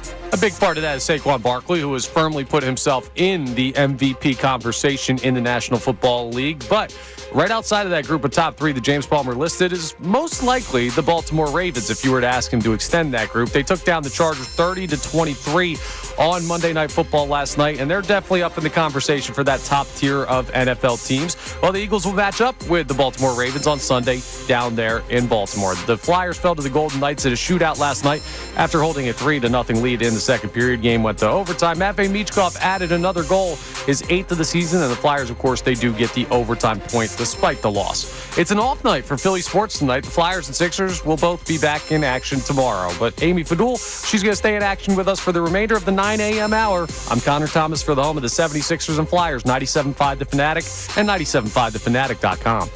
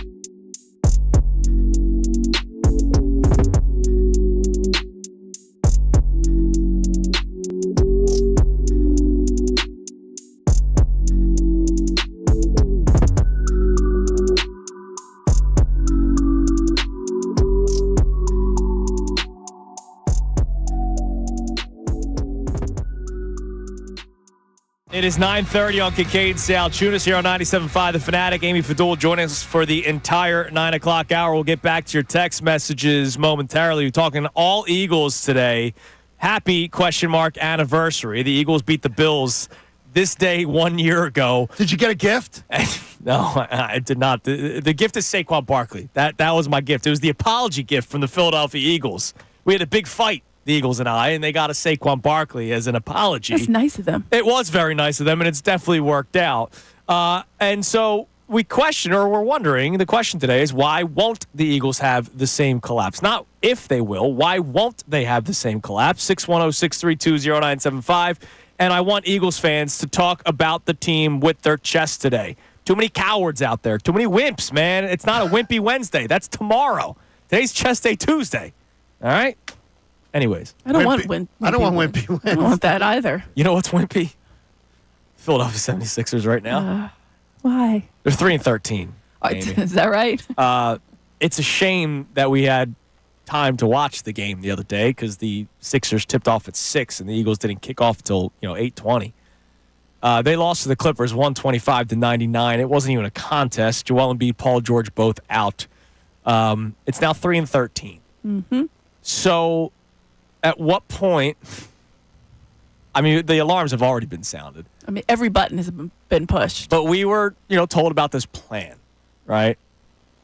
Is this plan is the plan still happening, or is this now just we're flying by the seat of our pants? DEFCON 1, one's worse, right? The lower the number. No, higher. DEFCON 5. DEFCON 5. Okay. Right? How's that work? I feel like I don't know. I'm going back to Either way, the worst DEFCONs of DEFCONs is currently happening. Higher the numbers with probably. The Sixers right now. Oh yeah, I mean, there's no doubt about it. It's not like it's in the elephant in the room. I mean, the elephant is at the table. The elephant is dressing in a uniform. The elephant is out there playing. They're fully aware of it, and it's almost, we kind of lamented that it was a shame that people didn't get to. I guess you did on social media hear from Tyrese Maxey after that loss because he was so. I thought he was really eloquent and he spoke really well about what's going on with the team and how they kind of are managing some of this. And he's being the lone leader right now. Yeah, well, I mean, which is a shame. It's hard, and he talked about Joel Embiid and what he's doing, and he talked about the injuries and said, "We're all we got. We're all we've got." And it was really good, and I was taken by how much he spoke, how well he spoke, and obviously with the heart. And I thought, I mean, it's all well and good, but the product is what it is. They can only do so much. I know you're all you've got, and they've got to try to dig deep and fight. And you saw it at times, but at the end of the day, it's just not enough. They just don't have enough. And you do hope that those guys come back, but you're looking at now, 67 games left? Yeah. 66 games. 66 games left. You're almost a quarter of a little over 20% of the way through your season. And you have 3 wins. It's not even December 1st yet, and you have 3 wins. And it doesn't look like you're getting a bunch more before December 1st. No. I took the bet against the boys that the day of the last Eagles game, one of our listeners brought it up last week, January 5th against the Giants. No, the Eagles will have more wins than the Sixers. And I think you're going to be right. And I think it's going to be a lock. To me, I look at it this. We know that there were people, we had great debates about it. Andrew and I did not want Embiid going to the Olympics. No. I think you were an Embiid going Yes. to the Olympics. Good thing. Did it in any way benefit the Sixers, him going to the Olympics? I don't think it affected anything. He didn't rehab. He didn't rest. He didn't get himself healthy. He was injured before at the end of the season. Right. And then he took that injury. And he rushed back. And then he took that injury into the Olympics. True. It wasn't summer. like he played a lot in the Olympics, though. This guy wasn't playing 37 minutes in the Olympics. He was playing 18. He didn't go through the full training camp because he was still rehabbing. I don't know. Yes, I think that the correlation rehab could have begun. It could have in April for this season. Yeah. And Right. instead, I guess you could probably look and say, hey, absolutely, it affected his ability to be ready for the season. But also, when Nick Nurse says the swelling was something they planned for and they knew about, everything that I've read, and I am certainly no doctor, about these knee injuries, torn meniscus and things like that, swelling is not normal. whether it has anything to do with playing or not, like that's not a good sign. It's almost a sign of something else. Right. So to me, I was like, because as soon as I looked that up, I was like, well, really more swelling? That's not good. They knew about the swelling? I thought this was ridiculous at the time, and I'm not there yet. Again, we're not doctors. Chandler Parsons, he's on one of the FanDuel Network shows, and this was like probably 2 or 3 weeks ago before it got really, really bad. So I thought it was a little outrageous at the time. But he basically said, look, if he's not right, they should just shut him down and kick the can for the year. What do you think about that? Oh my God, Mark Jackson said something like that like about a week and a half ago. Well, if they're 5-20 and he's still in one game, out the next game. Yeah, I mean, if the swelling of the knee is a real problem, do you just look at it and be like, all right, lost year? That's a tough pill to swallow with that payroll. Remember how last year was supposed to be a kick the can down the road year? Like how many more cans do we have? That's the thing is you don't have anymore. But if you're sitting at the table, Nick Nurse and Daryl Morey and them, and Amy gets a seat at the table, what are you bringing to that discussion if they say to you, "You've got to try. You got to try." I agree. You got to try. You mean if they're 5 what was the number you said? I said 5-20. So that'd be 2-7 in their next 5-20. You can absolutely book the play-in tournament being your. Oh yeah, I mean, I think right now. I think play-in tournament is too. I hear Tyrone does not believe that. Like they talk about it, and I can see people do different math. I absolutely believe play-in tournament is the ceiling. But here's because the 6th seed right now, you're just 5 games back. But that 6th seed is the Bucks. Remember when they weren't playing well?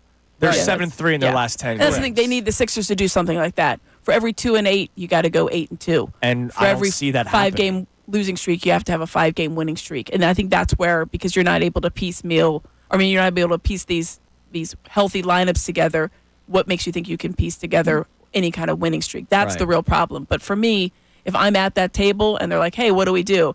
You work as hard as you can with Joel Embiid and see what you can manage out of him. And of the 66 remaining games, he says, or the doctors or whomever say, we can give you 40, then you need to be all out, win all of those games. Yeah. As many of them as you can. As many as you can. Now, I'm going to win 30 of them. I'm going to just play devil's advocate here because the Sixers, the Thunder have their pick unless it's top 6 protected this year. So I'm not saying tank. But Stop. I'm not saying that, but I'm just saying, like, you say they have to try.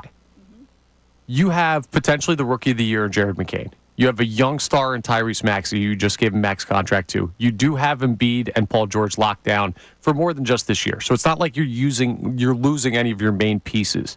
Like, if they did want to punt on the season, what's your argument for why this year has to be the year? Because what about their health lets you think that they're going to be better next year? Maybe not the older guys. Well, that's who you just banked on. You just said Paul George and Joel Embiid. Tyrese Maxey, Jared McCain, and getting a top 6 pick. Okay, so a top 6 picks, which will be Cooper Flagg. Well, that would be great if you did win the lottery. I don't think they're going to get the one because you'd legit have to tank to get the one. Well, you can't. It actually doesn't exist. You can't do that anymore. Because I feel like last year. But if you get the one, if you do last year there was like one of the teams that had like a 15% to get the one, got the 4, which is the lowest you can get. Right, but the thing is though, if you do really tank, you can guarantee yourself the 3. No, Amy's saying the league won't let you. You know what I mean? Yeah, I mean it's foolproof. No, but listen. Also, the league hates the Sixers. So but if you make a decision on Joel Embiid's health, you absolutely can. But the league can have nothing to say about it. Yeah, I just don't know that next year you punting down there. So now you've got a top 6 pick, which is probably either a guy that's in college now, and Cooper Flagg is exceptionally young, by the way. Exceptionally, he reclassed. He's 17. By the way. Right. So you have him, or you have probably a foreign player, fine, all well and good, but another guy. So now you've got 2 guys that are 20 or under, and then you've got Tyrese Maxey, and you've got a 35, pushing 36-year-old Paul George, and a hobbled Joel Embiid next year. Like, why are you kicking the can down there? Also, before I get hate mail, that was just asking the question for the explanation of why. No, the hate mail is you being Coward Thomas. That's right on that one. By the way, DEFCON 1 is the worst. Okay, that makes more sense. I guess nuclear that makes more war is imminent or has already begun is DEFCON 1. DEFCON 5 is the lowest state of readiness. Okay. Okay, so It's like the whole warning watch thing. So we're Connor, at 1. I think the Sixers are at 1 right now. A warning worse than a watch. They're not a 1.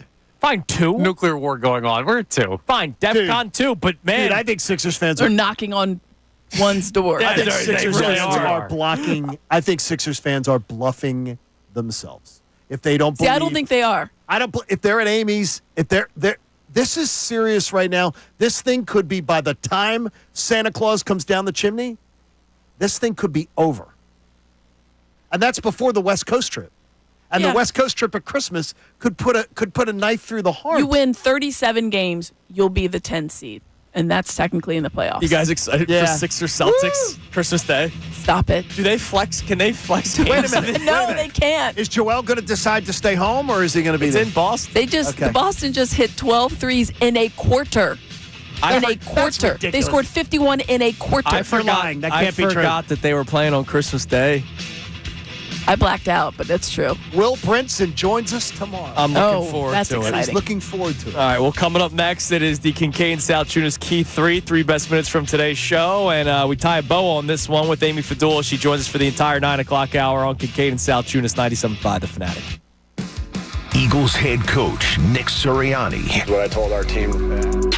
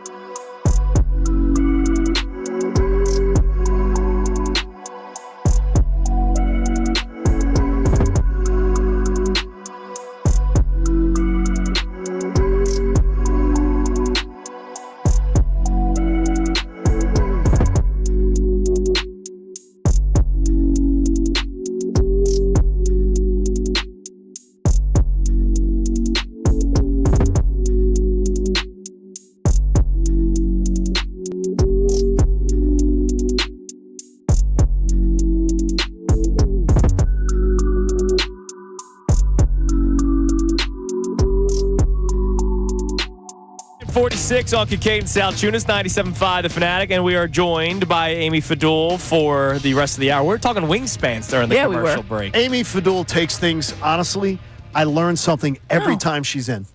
Yes. Thanks. Every time she's in, I learn something because I tend to, like I said, when I watch football too often, I follow the ball. I sit next to DeCecco at the games. Which is great. And I'll say to DeCecco, what happened there? And he'll go, watch Jordan Davis. Mm-hmm. And then I'll look and glance at the big TV and watch the snap because it's in delay. And he saw it happen live. I missed it live. You got to watch. It's the way it works. You got to watch. Amy's got it. All right, it is 9:47. So before we close things off, it is time now for the Kincade Salciunas Key 3 best minutes from today's show, brought to us by Von C. Brewing. Now, the Kincade and Salciunas Key 3, today's best.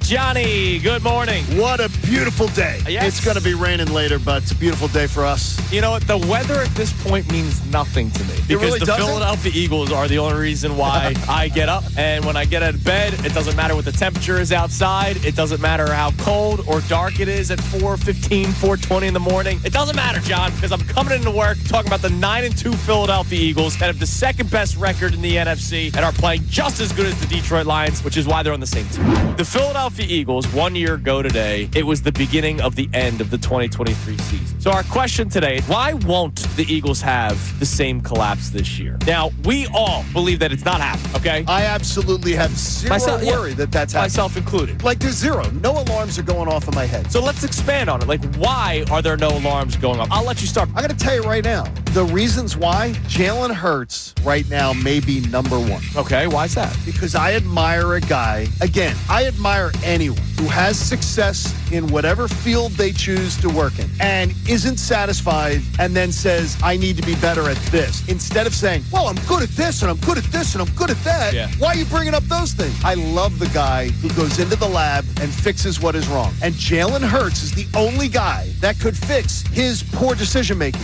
which was haunting this team last year down the stretch and this year. Early on, yeah. Jalen Hurts has fixed that. And to me, that is applause for Jalen. And that means he's taking the next step towards being an elite quarterback. The most important player on defense is Jalen Carter. Yeah. Because Jalen Carter is letting other people eat. Yeah. He's a public menace. He is one of the most handful of double-team players in the NFL. Yeah. Every week. So every single week, the offensive coordinator goes, where's Jalen Carter? What's our plan for Jalen Carter? Before they talk about anything. I saw a video, one of Baldy's breakdowns. He put out the tweet, teams finally found a way to stop Jalen Carter. Hold him on every play. Just do the disclaimer. Connor, you don't see any collapse coming. Nah. I don't see any collapse coming. You don't. I do not see any collapse coming. So before any of the, I don't listen to the clips and just skim. Yeah. And then go, typical sports radio. Why are they asking this question? None of us believe that we're going to go back to 2023. And again, we like it when they're winning, John. It's because fun. we're Eagles fans. B, you guys listen more when they're winning and not when they're losing. Oh, you guys prefer them to lose. No, we wrong. prefer them to win. The adults in the room of Kellen Moore and Vic Fangio, to your point, is another reason why the collapse will not happen this year. And I do believe that if they were here last year, and look, Vic Fangio should have been. If Jonathan Gannon didn't do the whole Arizona Cardinals thing, if Vic Fangio was here last year, they're not collapsing. Right now, I just feel such confidence. And everything you say, because I really don't, I'm sort of adverse to it where people are just like constantly agreeing. But on this, I agree. There's been nothing to give me pause to say anything about it is not legitimately 100% different than last season. How about this? A sight that nobody wants to see. Me without a shirt on. If the Eagles don't go at least 3-3 down the stretch, I will do the entire show with my shirt on. There you go. Oh my God. Why would you make that bet? Nobody wants that. Nobody wants to win that bet. No, I think that there would be plenty of ladies in town and man. some men. Not that there's anything wrong with that. Nothing wrong with that. I would man. love seeing it. Love is love, that. baby. The basic premise is, Connor, it is the math. It is the math. If you think the Eagles are going 3-3 at minimum, then the other teams must run the table. It's simple math, and if you're scared of that, you don't believe in the Eagles. Hey, I'm going to tell you, it feels nothing like last year, and last year they had a better record. Yeah, it's like true. I feel so much better about where the Eagles team is. I can't even fathom how easy it is. right now to just feel better about this team. I feel We're not questioning every win. No, it's not. And it just feels as if right now that we're going, every single week we have a reason to believe in this team. Right. And I think they give us more reasons to believe than they did 2 weeks ago. Like, they constantly reassure us that what we think we're seeing with our eyes is reality. That's Kincade Salciunas Key 3 best minutes from today's show. We also had the 3 best minutes off air during it. Amy thinks you're terrible. I'm terrible to myself. Anyways, yes. The Key 3 brought to us by Von C. Brewing Company in Norristown. Check out their Key 3. OG Pill's legendary Philly Lager, which is a gold medal winner. So is Joel Embiid. 2023 World Beer Cup for a Best American Pilsner.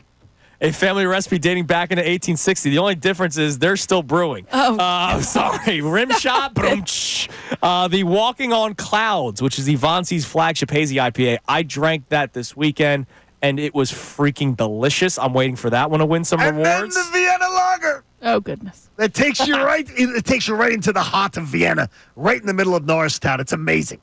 You don't even know where you are. Check them out. Blindfold your wife. You'll think you took her to Vienna. VonCBrewing.com. That's where you can check out their Key 3. Yeah, Amy was finding out about Chubby Chunas from back in the day. So tomorrow, I think I'm going to try to. I'm trying to see if I can get him to emerge. Hear how horrible this is. I'm trying to see if I could get him to emerge. Chubby Chunas. Why? Because I'm gonna make my world famous brownies. And Amy, that was my kryptonite as a child. I used to eat. But you're not going to eat the entire pan. No, I might. He may. They're really good. You're 31 now, Amy, 30? I have, when I was younger, I'm not joking. This is not like I'm on the air, so I'm going to, be dramatic here. I think I ate 4 brownie sundaes a week. That's aggressive. I was a large child back in the day. Hey. This show may have a problem with impulse control, I'm learning. Yeah, absolutely, man. Clearly. Hey, you can't do that voice anymore. Wait, why? Why? Fat Albert's is a fictional character. We're not allowed to do fictional characters? The man who voiced it wasn't fictional. Well, believe me. Just make sure you don't do Fat Andy, because that was a real character. Yeah, that one was a real character. Amy, thanks as always. What's the schedule for Amy Fadul this week? So actually today I'm filling in for Ricky Batalico, so I'll be back here you're back. Oh, that's from awesome. 2 to 6. Awesome. So enjoy that. 2 to 6 with me and Tyrone on Best Show Ever. And then tomorrow, of course, Sixers are back home against the Rockets. They sure are. Another chance to get a win before December 1st. And so I'll be on that show at 6:30. So that would be great. Wow, you have a busy day ahead. Happy Thanksgiving. Happy Thanksgiving. Thank you for everything you do here at the station with us. Happy to be here. It's been an absolute We're joy. thrilled to have you. Yeah, absolutely. I'm happy to be here. So I'll see enjoy you your guys next week. Thanksgiving, Thank and we'll you. talk to you guys next too. week. Hey, Johnny? Join Pierce Phelps, Bryan Heating and Air Conditioning Contractors. Join the cause. Make a donation today to the American Association for Cancer Research. Do it at 975thefanatic.com/AACR, because I'm living proof 3 times over that cancer research saves lives. Hell yeah, you are, Johnny. All right, we'll be back at it tomorrow morning for another day. Kincade and Salciunas. Jeff McClain will join us in the 7 o'clock hour. Adam Schefter at 8, as he does every single week. And Will Brinson at 9:05. We're going to abuse him. I already told John my first question for the man that predicted the Eagles going 9-8. My first question tomorrow: will the Eagles lose 6 straight games for his prediction to come true? I'm going to ask him to not pick my portfolio of stocks. It is Kincade and Salciunas. Mike Missanelli Show comes your way next right here, 97.5 The Fanatic.